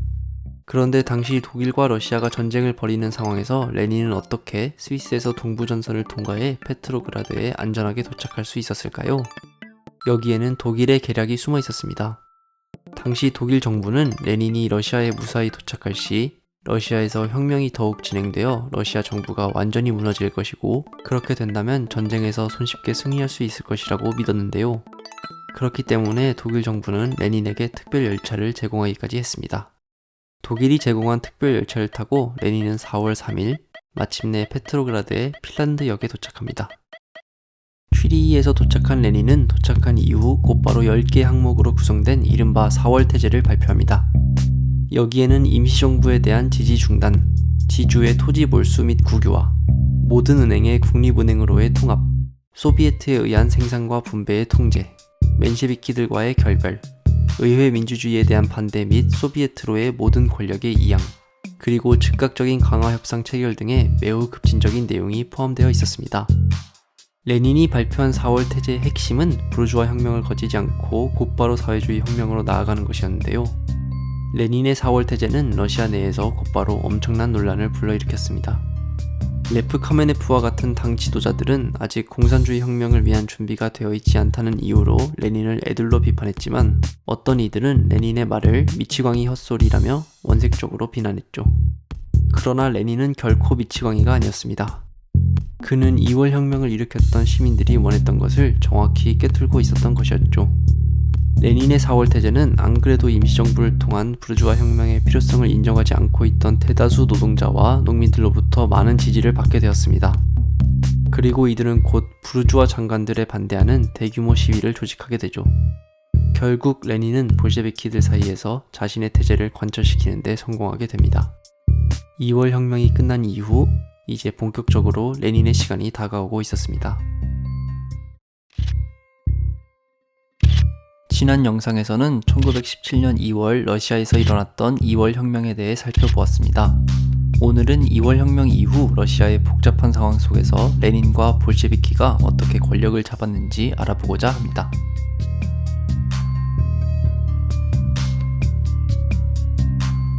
러시아는 2월 혁명 이후 임시정부와 소비에트 사이에서의 이중 권력 체제로 인해 불안정한 상황에 빠져 있었습니다. 페트로그라드의 노동자들은 비교적 엘리트로 구성된 임시정부의 인사들과 그들이 발표한 정책에 강한 불만을 가지고 있었습니다. 그리고 레닌은 이러한 민중의 여론을 간파하고 있었다는 듯 4월 태제를 발표해 모든 권력을 소비에트로 라는 구호 아래 페트로그라드 시민들을 끌어들입니다. 이 구호 아래 7월에는 노동자와 군인들이 페트로그라드에서 대규모 시위를 벌였는데요. 임시정부는 시위를 진압하는 과정에서 100명이 넘는 시민들을 사살하는 등 매우 강경하게 나서게 되죠. 게다가 임시정부는 레닌을 체포하고자 했는데요. 이 때문에 레닌은 임시정부의 탄압을 피해 페트로그라드를 벗어나 다시 도주해야 했습니다. 한편 2월 혁명이 발발한 지 5달이 채 지나지 않은 7월 8일, 임시정부에는 알렉산드르 케렌스키라는 인물이 총리가 되었습니다. 그는 취임한 이후 대중집회에 대한 강력한 규제와 전선에서의 사형제도 부활 등의 강경한 정책을 펼치고 있었습니다. 이어서 케렌스키는 라브르 코르닐로프라는 장군을 총사령관으로 임명했었는데요. 그런데 정작 케렌스키가 임명한 코르닐로프는 수도인 페트로그라드의 불안정한 상황을 다시 안정화시킨다는 명분하에 수도로 병력을 파견하기로 계획을 짭니다. 이러한 계획은 임시정부의 수장이었던 케렌스키에게 뿐만 아니라 수도의 소비에트에까지 명백한 위협으로 다가왔는데요. 수도로 병력을 보낸다는 것은 쿠데타의 가능성을 내포하고 있었기 때문입니다. 따라서 케렌스키는 자신이 스스로 임명했던 코르닐로프를 해임하고 그를 반혁명주의자라고 비판하면서 수도를 지키기 위한 준비에 들어갑니다. 그런데 문제는 케렌스키에게는 코르닐로프에 맞설 만한 군대가 없었다는 사실입니다. 코르닐로프의 군대에 맞설 만한 병력을 동원할 수 있는 힘은 당시 오직 볼셰비키에게만 있었습니다. 볼셰비키는 노동자와 군인으로부터의 폭넓은 지지를 토대로 이들을 수도를 지키기 위한 병력으로 동원했고 결과적으로 코르닐로프에 맞서 수도를 지켜내는 데 성공하게 되죠. 이 사건 이후 러시아에서 볼셰비키의 인기가 폭발적으로 증가하게 되는데요. 모든 권력을 소비에트로 라는 구호와 더불어 수도를 지켜내는 데 성공한 것을 시민들로부터 인정받아 볼셰비키는 곧 수도인 페트로그라드뿐만 아니라 키예프, 리가, 사라토프, 모스크바 등의 소비에트에서 과반을 차지하게 됩니다. 그러나 혁명에 대한 레닌의 꿈은 단순히 소비에트에서 과반을 차지하는 것에 머물지 않았습니다. 그는 좌파 진영 내의 다른 세력들인 맨셰비키와 사회주의 혁명당이 자신과 볼셰비키의 주장과는 달리 임시정부와의 공존을 계속 주장하자 무력에 의한 권력 탈취를 계획하게 됩니다.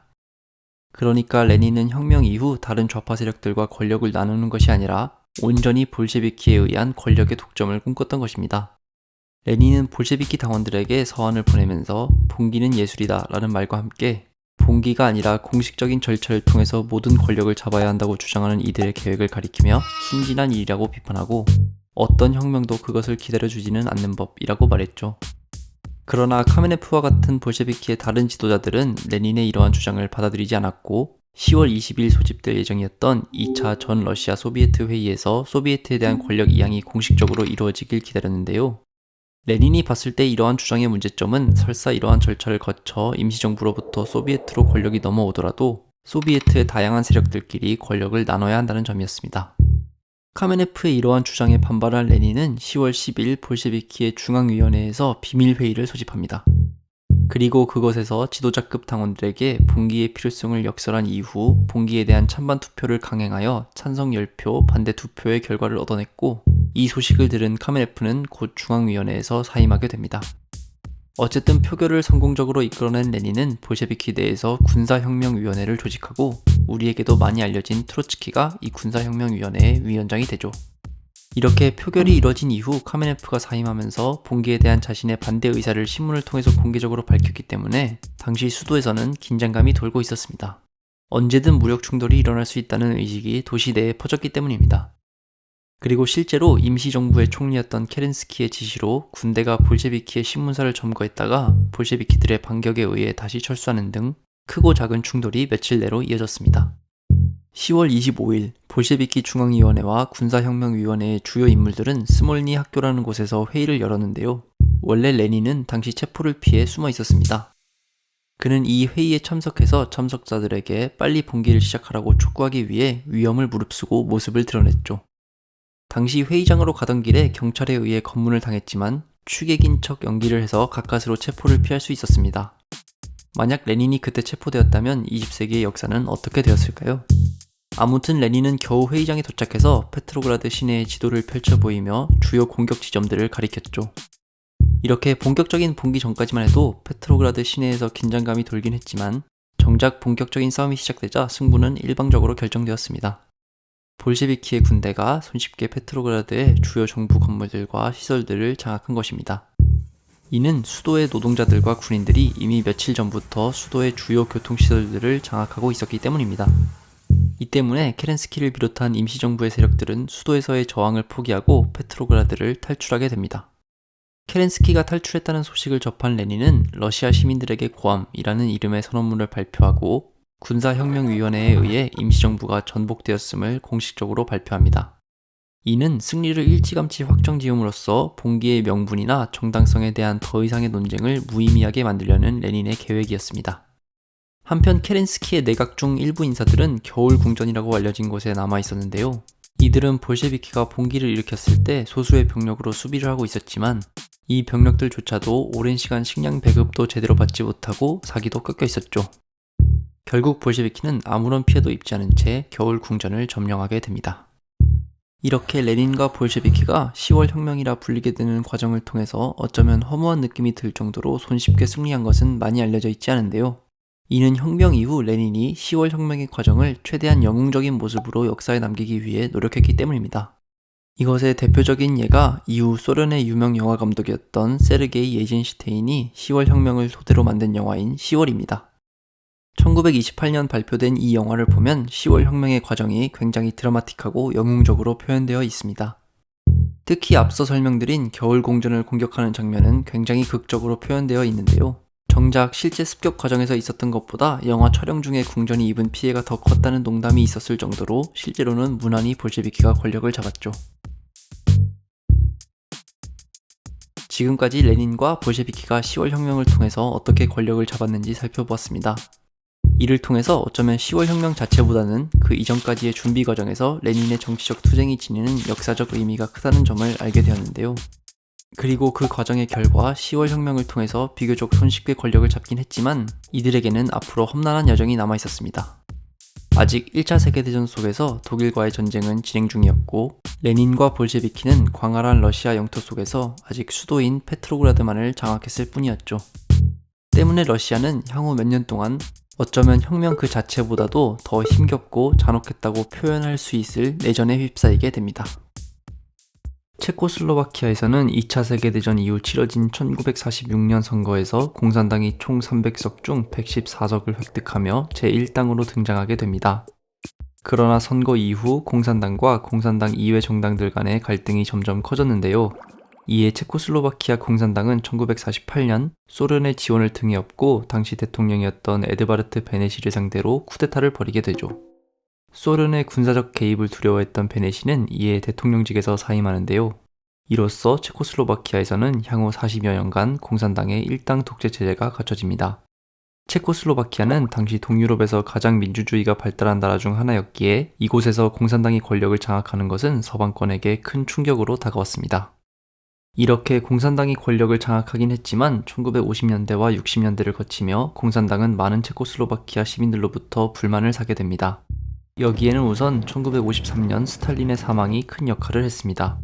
스탈린이 사망한 이후 소련 공산권에서는 스탈린 통치 기간 동안의 패단을 비판하며 그의 영향으로부터 벗어나려는 스탈린 격하 운동이 벌어지게 되었던 것인데요.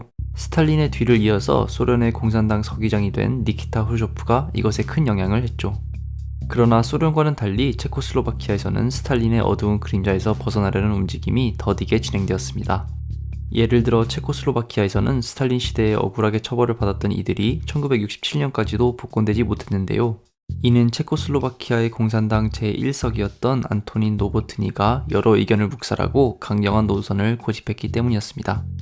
게다가 체코슬로바키아는 1960년대 들어서 경제적으로도 침체기에 빠지게 됩니다. 이는 무엇보다도 소련의 잘못된 통치 방식 때문이었는데요. 사실 체코슬로바키아 지역은 2차 세계대전 이전에 이미 경제적으로 소련 지역을 앞지르고 있었습니다. 학자들에 따르면 2차 세계대전 직전 체코슬로바키아 시민들의 구매력이 소련 지역 시민들의 구매력보다 20% 정도 높았죠. 그러나 공산당이 권력을 장악한 이후 이러한 경제력 차이를 없애기 위해서 화폐개혁이 진행되었고 이 결과 체코슬로바키아 노동자들의 실질 임금은 10% 넘게 감소했습니다. 게다가 잘못된 경제 계획으로 석탄 생산량이 예상에 비해 크게 떨어지자 일반 가정에서는 난방조차 제대로 이루어지지 못했죠. 많은 체코슬로바키아 시민들이 질이 낮은 강탄에 의존해야 했습니다. 이에 이미 1950년대부터 체코슬로바키아에서는 잘못된 경제정책과 경직된 사회 분위기에 대한 불만이 꾸준히 제기되었습니다. 이렇게 1950년대와 60년대를 거치며 사회적 불만이 꾸준히 증가하게 되자 당시 체코슬로바키아의 공산당 제1석이이자 대통령이었던 안토닌 노보트니의 지지도는 크게 떨어질 수밖에 없었습니다. 이에 체코슬로바키아 공산당 중 슬로바키아 지역의 지도자였던 알렉산데르 둡체크는 공개적으로 노보트니를 비판했는데요.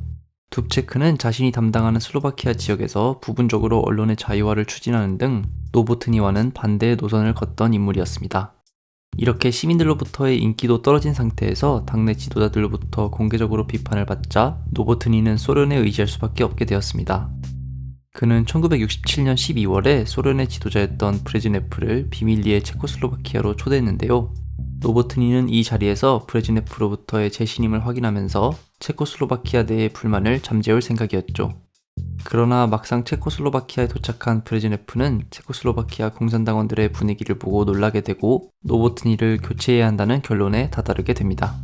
이때 브레즈네프는 노보트니의 후임자로 둡체크를 고르는데요. 여기에는 둡체크가 어린 시절을 소련에서 보냈다는 것, 그리고 모스크바에서 소련식 대학 교육을 받았다는 점이 큰 역할을 했습니다. 결국 1968년 1월 5일 둡체크는 체코슬로바키아 공산당의 제1서기가 됨으로써 체코슬로바키아의 지도자 자리에 오르게 됩니다.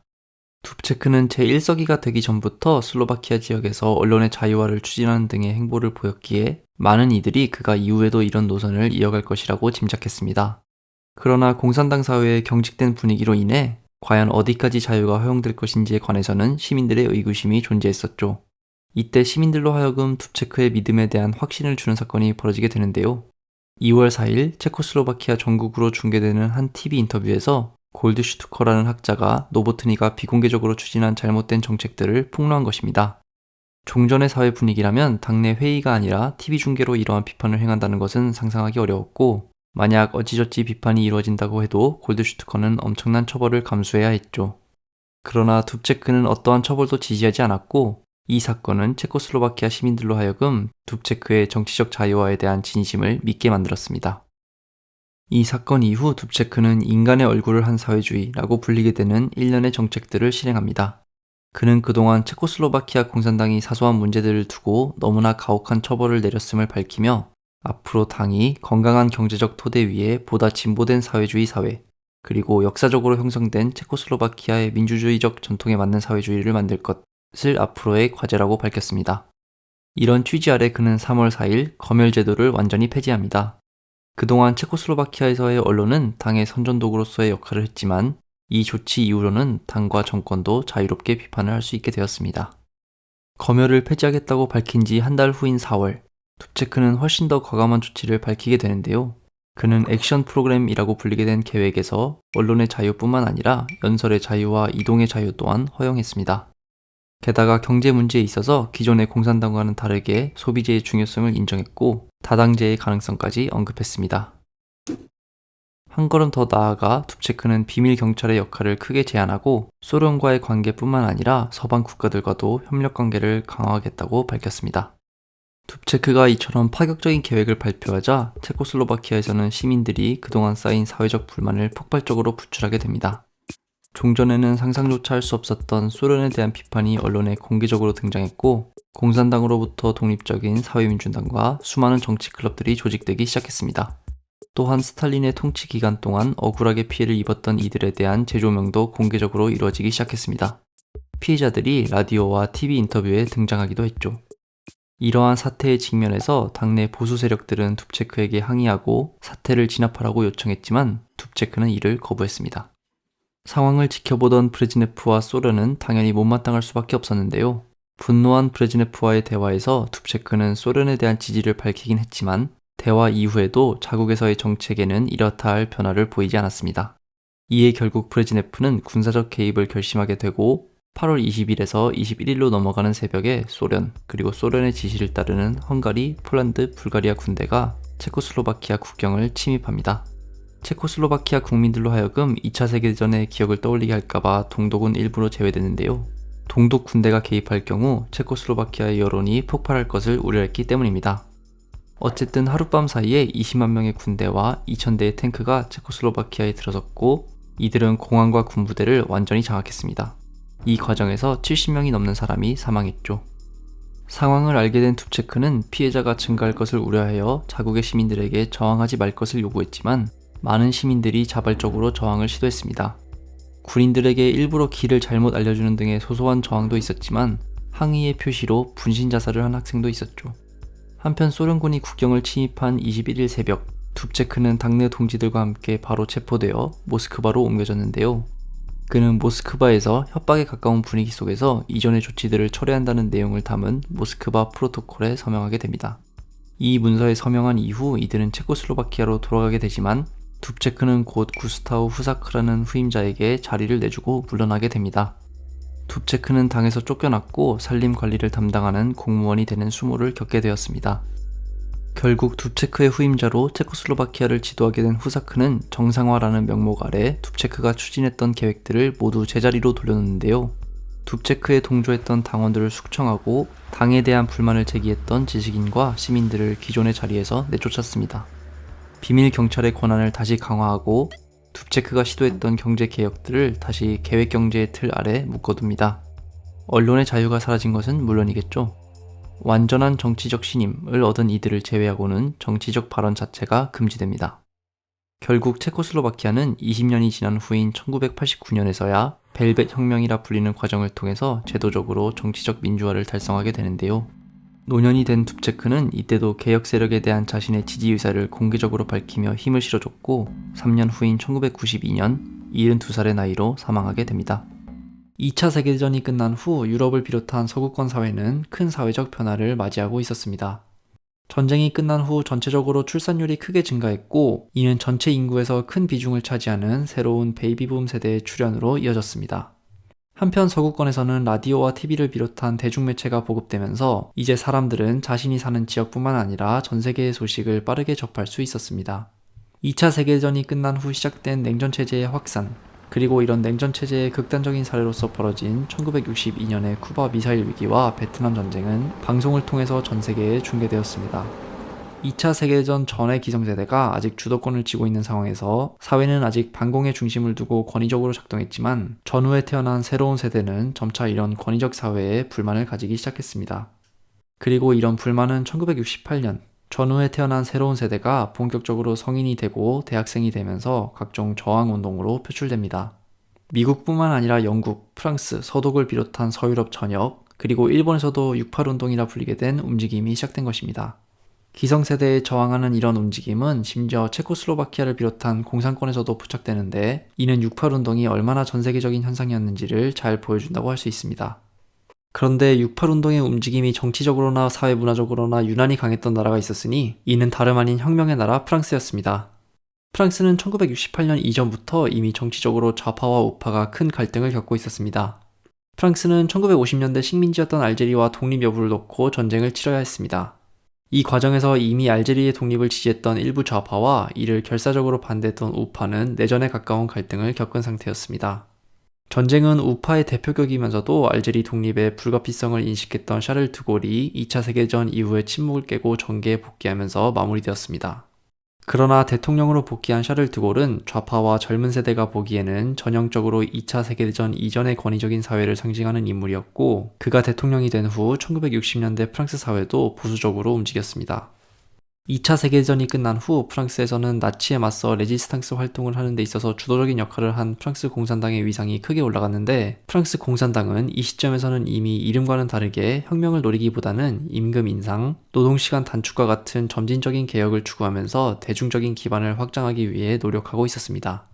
게다가 사르트르, 보부아르와 같이 프랑스 사회가 전 세계에 자랑할 수 있는 지식인들이 좌파를 이념적으로 지지한 것 역시 이들의 위상 강화에 큰 역할을 했습니다. 그리고 좌파 진영 내에는 이런 공산당과는 다르게 극단적인 레닌주의, 트로츠키주의, 모택동주의를 추종하는 각종 소규모 움직임이 독립적으로 벌어지고 있었습니다. 동시에 1960년대 프랑스에서는 이전에 비해 대학생의 숫자만 3배 가까이 증가했는데 이렇게 전통적인 좌파와 새로운 학생층, 그리고 기존 우파의 갈등은 점점 심해질 수밖에 없는 양상으로 흘러갔습니다. 이런 상황 속에서 점점 많아지는 대학생들이 가장 강하게 불만을 느끼고 표출한 것은 무엇이었을까요? 바로 자신들이 공부하는 학교와 대학에서의 교육 문제였습니다. 2차 세계대전이 끝나고 대학생의 숫자는 크게 늘어나고 대학교에 진학하는 이들의 출신도 점차 다양해지기 시작했지만 프랑스 대학은 전쟁 이전 소수의 엘리트 학생을 가르치는 전통적인 체제에서 크게 바뀌지 않았기 때문입니다. 아직도 90%가 넘는 대학생들이 전통적인 부르주아 출신이었고 이는 학생들의 눈에 대학 교육의 문이 충분히 개방적이지 않은 것처럼 보였습니다. 중고등학교는 아직도 대부분이 남녀공학이 아닌 남학생 따로, 여학생 따로인 방식으로 운영되었고, 이 역시 학생들의 눈에는 시대에 뒤처진 낡은 성관념의 결과물에 불과했습니다. 여학생들의 기숙사에 남학생이 들어갈 수 없다는 것도 새로운 세대의 학생들이 보기에는 이해할 수 없는 것이었습니다. 금지하는 것을 금지한다는 이후 학생들의 구호는 학생들이 기성세대에 느꼈던 불만을 상징적으로 보여준다고 할 수 있습니다. 1968년 5월 2일, 파리의 경찰은 학생들의 시위를 막기 위해 파리 낭테르 대학을 폐쇄하는 조치를 취하기에 이릅니다. 시위의 확산을 막기 위한 사소한 조치로 보였지만 이 사건은 다음날 파리의 소르본 대학 학생들이 경찰을 규탄하기 위해 모이면서 걷잡을 수 없이 커지기 시작했습니다. 예상과 달리 계속 이어진 학생들의 시위에 당황한 경찰은 학생들을 진압하기 위해 학교 안으로 경찰을 투입했고 최루탄까지 쏜 끝에 500여 명의 학생을 체포했습니다. 그러나 학생을 중심으로 한 시위대는 점점 숫자가 늘어났고 경찰은 추가적으로 600여 명을 체포하고 소르본 대학을 폐쇄하기에 이르렀습니다. 강경 조치에도 불구하고 10,000명에 가까워진 시위대는 체포된 학생을 풀어줄 것과 대학에서 경찰이 물러날 것을 요구하면서 시위를 계속했고 경찰이 이를 거부하자 프랑스 혁명의 상징과도 같은 바리케이드를 쌓으면서 저항하기 시작했습니다. 그리고 이제 시위에는 대학생뿐만 아니라 보다 어린 중고등학생, 젊은 노동자, 그리고 이민자들이 동참하기 시작했습니다. 시위가 시작된 지 일주일 정도 지난 10일에는 60여 개의 바리케이드가 설치되었고 11일로 넘어가는 새벽에는 무려 6,200명의 경찰이 이를 무력으로 진압하면서 수십 대의 차량이 불타고 100명이 넘는 부상자가 발생했습니다. 이날은 바리케이드의 밤으로 아직까지 불리고 있습니다. 한편 이때까지만 해도 일부 젊은 노동자들이 시위에 참여하긴 했지만 아직 공산당이나 노조와 같이 조직된 차원에서의 노동자들의 참여는 이뤄지지 않고 있었습니다. 5월 초까지만 해도 이들은 학생들의 시위에 적극적으로 참여하지 않았지만 경찰의 강경 진압은 노동자들이 학생들과 연대하는 결과로 이어졌습니다. 결국 5월 13일 프랑스의 노조들이 하루 동안 총파업을 선언하면서 학생들로부터 시작된 운동은 전 사회적 운동으로 발전하기 시작합니다. 역사학자들은 13일 이전까지의 시기를 학생들의 시기, 그리고 13일 이후부터의 시기를 사회적 시기로 구분하기도 합니다. 한편 사태가 걷잡을 수 없이 커진다는 것을 깨달은 프랑스 정부는 뒤늦게나마 체포된 학생들에 대한 선처와 대학에서 경찰의 철수를 약속했지만 이미 불붙은 시위의 움직임을 막을 수는 없었습니다.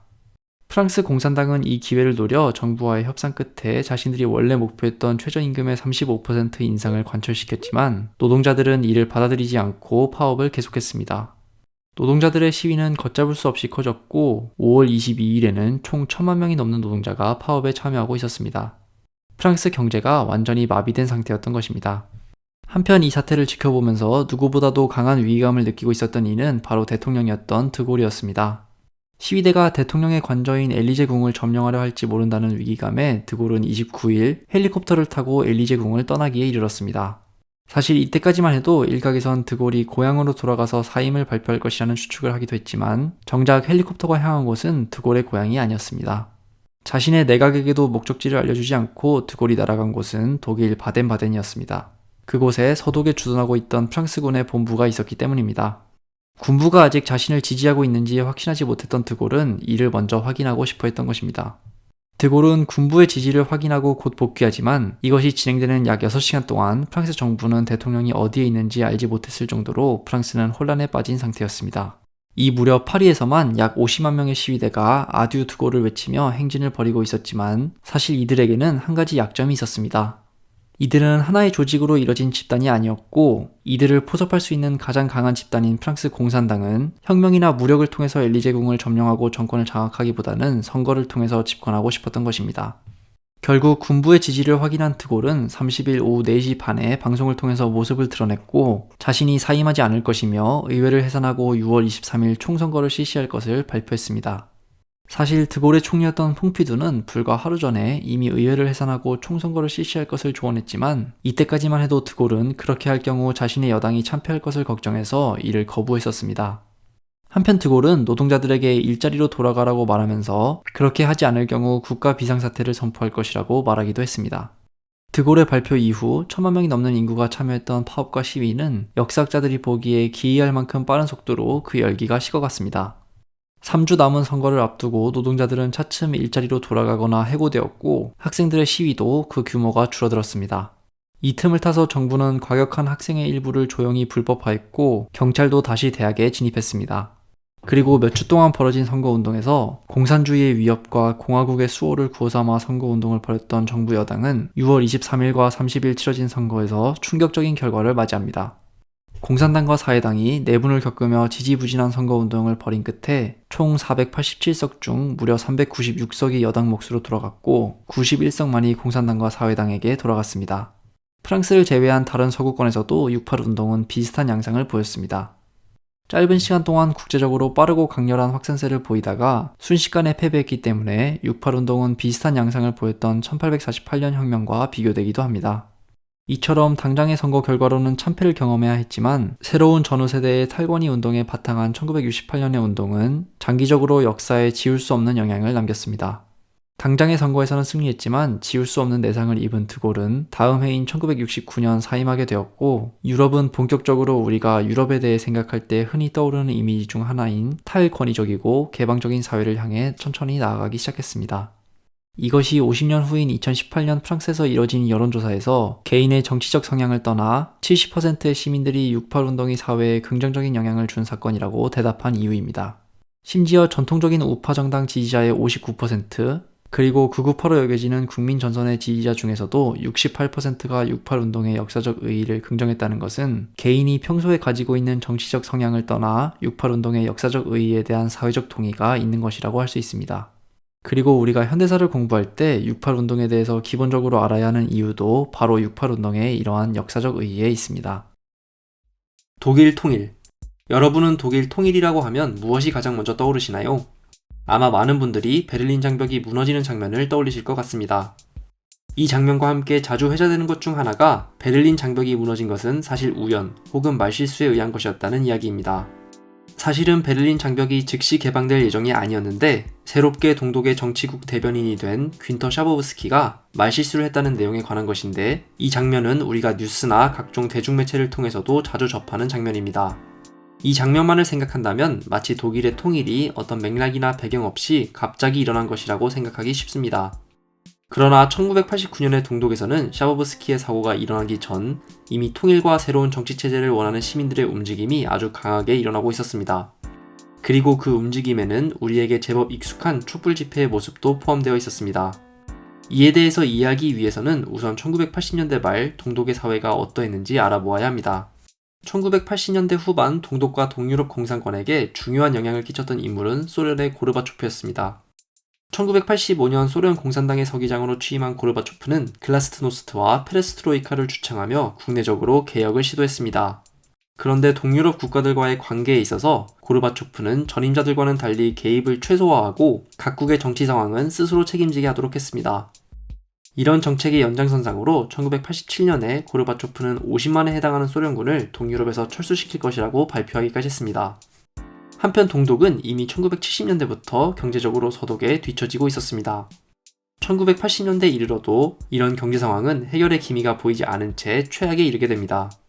이런 상황에 고르바초프의 정책은 통치에 있어서 소련의 권위에 기대는 동독 정부, 더 정확하게는 독일 통합사회주의당의 반발을 불러일으키게 됩니다. 따라서 독일 통합사회주의당에게 1989년 5월 7일 치러질 지방선거는 매우 중요했습니다. 어느 나라의 집권 세력이나 마찬가지이지만 자신들이 여전히 동독 시민들에게 지지를 받고 있음을 선거를 통해서 국내외적으로 보여주어야 했기 때문이었습니다. 하지만 당에 대한 동독 시민들의 지지는 이미 심각하게 이탈한 상황이었고 이를 알고 있었던 독일 통합사회주의당은 결국 최후의 수단으로 부정선거를 준비하기 시작했습니다. 한편 당시 동독에서 국외로 가기 위해서는 외국 여행 신청서를 제출해야 했는데 신청서를 제출한 사람들은 주로 서독으로 가고자 했던 사람들이었기에 동독 정부에 있어서는 눈엣 가시 같은 존재였습니다. 이에 동독 정부는 이전에 외국 여행 신청서를 제출했거나 공개적으로 당에 반발한 약 8만 명의 사람들을 선거 명단에서 누락시켰습니다. 뒤에서는 이런 일을 벌이고 있었지만 정부는 대외적으로는 민주주의적으로 선거가 치러지고 있음을 강조하기 위해 공개적으로 시민들에게 다양한 후보들을 추천해달라고 촉구했습니다. 물론 실질적으로는 이렇게 추천된 후보들을 모두 선거에서 제외시켰습니다. 이런 독일 통합사회주의당의 행태는 당연하게도 동독 시민들의 심각한 반발을 야기했습니다. 선거 당일 많은 사람들이 항의의 뜻으로 기권표를 던지기까지 했습니다. 당시 선거가 제대로 치러지는지를 감시하기 위해 파견된 선거 감시인단은 투표 과정과 개표 과정을 지켜보며 전체 투표율을 60에서 80% 사이, 그리고 당에 대한 반대표를 30% 정도로 추정했습니다. 그런데 정작 선관위의 대표였던 에곤 크렌치가 전체 투표율을 99%, 그리고 반대표를 1%로 발표하자 정부에 비판적이던 사람들 뿐만 아니라 딱히 정치에 큰 관심이 없던 나머지 시민들도 투표가 정상적으로 치러지지 않았음을 알 수 있었습니다. 이런 노골적인 부정선거에 직면해서 많은 사람들이 항의하기 시작했지만 동독 정부는 단순히 이들을 체포함으로써 비판을 잠재우려고 했습니다. 이전까지는 이런 식의 철권 통치로 정권을 유지시킬 수 있었지만 이제는 시민들의 참을성도 한계치에 다다른 상황이었습니다. 동독 시민들은 체포에도 굴복하지 않고 매월 7일 지금도 여행객들이 베를린에 들르면 방문하게 되는 장소 중 하나인 알렉산더 광장에서 항의 집회를 열기 시작했습니다. 그런데 이런 집회가 수도인 베를린에서만 열린 것은 아니었습니다. 여름이 지나서도 사태가 해결될 기미가 보이지 않자 동독에서 전국적으로 시위가 열리기 시작했습니다. 그 중에서도 가장 먼저 포문을 연 것은 라이프치히였습니다. 라이프치히의 니콜라이 교회에서는 1980년대 초부터 매주 월요일 오후 5시마다 세계의 평화를 기원하는 평화 예배가 진행되었는데 시민들은 평화 예배를 곧 정부와 당에 저항하는 집회로 발전시켰습니다. 그런데 여러 날짜 중 하필 이 평화 예배가 열리는 날을 집회 날짜로 고른 것에는 여러 이유가 있었습니다. 라이프치히 시내 한복판이라는 위치, 그리고 오후 5시라는 애매한 시간이 초반에 당국의 의심을 피하게 해준 것이 중요한 이유 중 하나였습니다. 시민들은 집회에서 부정선거에 대한 항의와 더불어 기본적인 인권과 자유를 주장했습니다.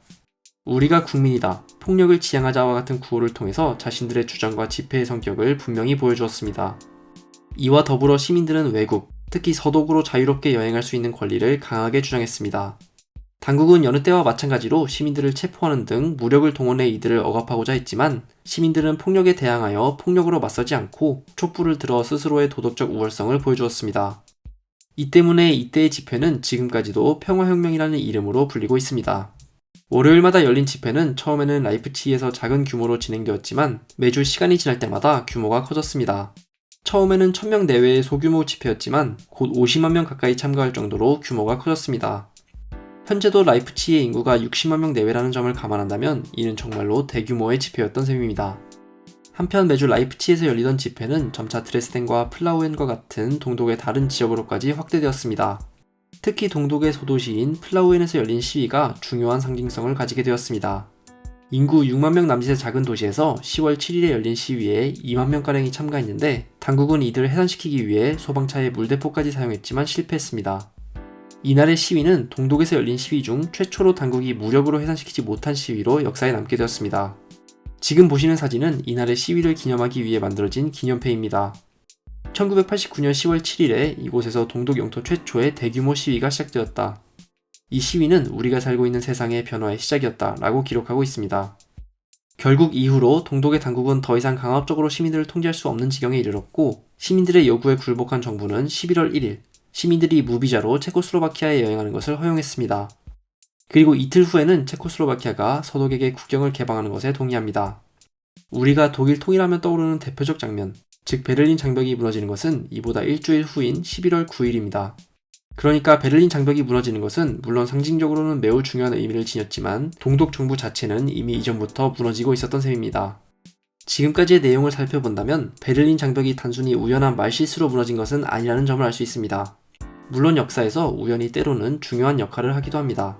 그러나 대개는 그 우연이 작동할 수 있는 맥락 자체가 역사적으로 형성된 경우가 많습니다. 따라서 겉으로는 단순한 우연처럼 보이는 현상 속에 숨어있는 보다 장기적인 역사적 배경을 꼼꼼히 가려보는 것도 역사를 살펴볼 때 흥미로운 일이라고 할 수 있겠습니다.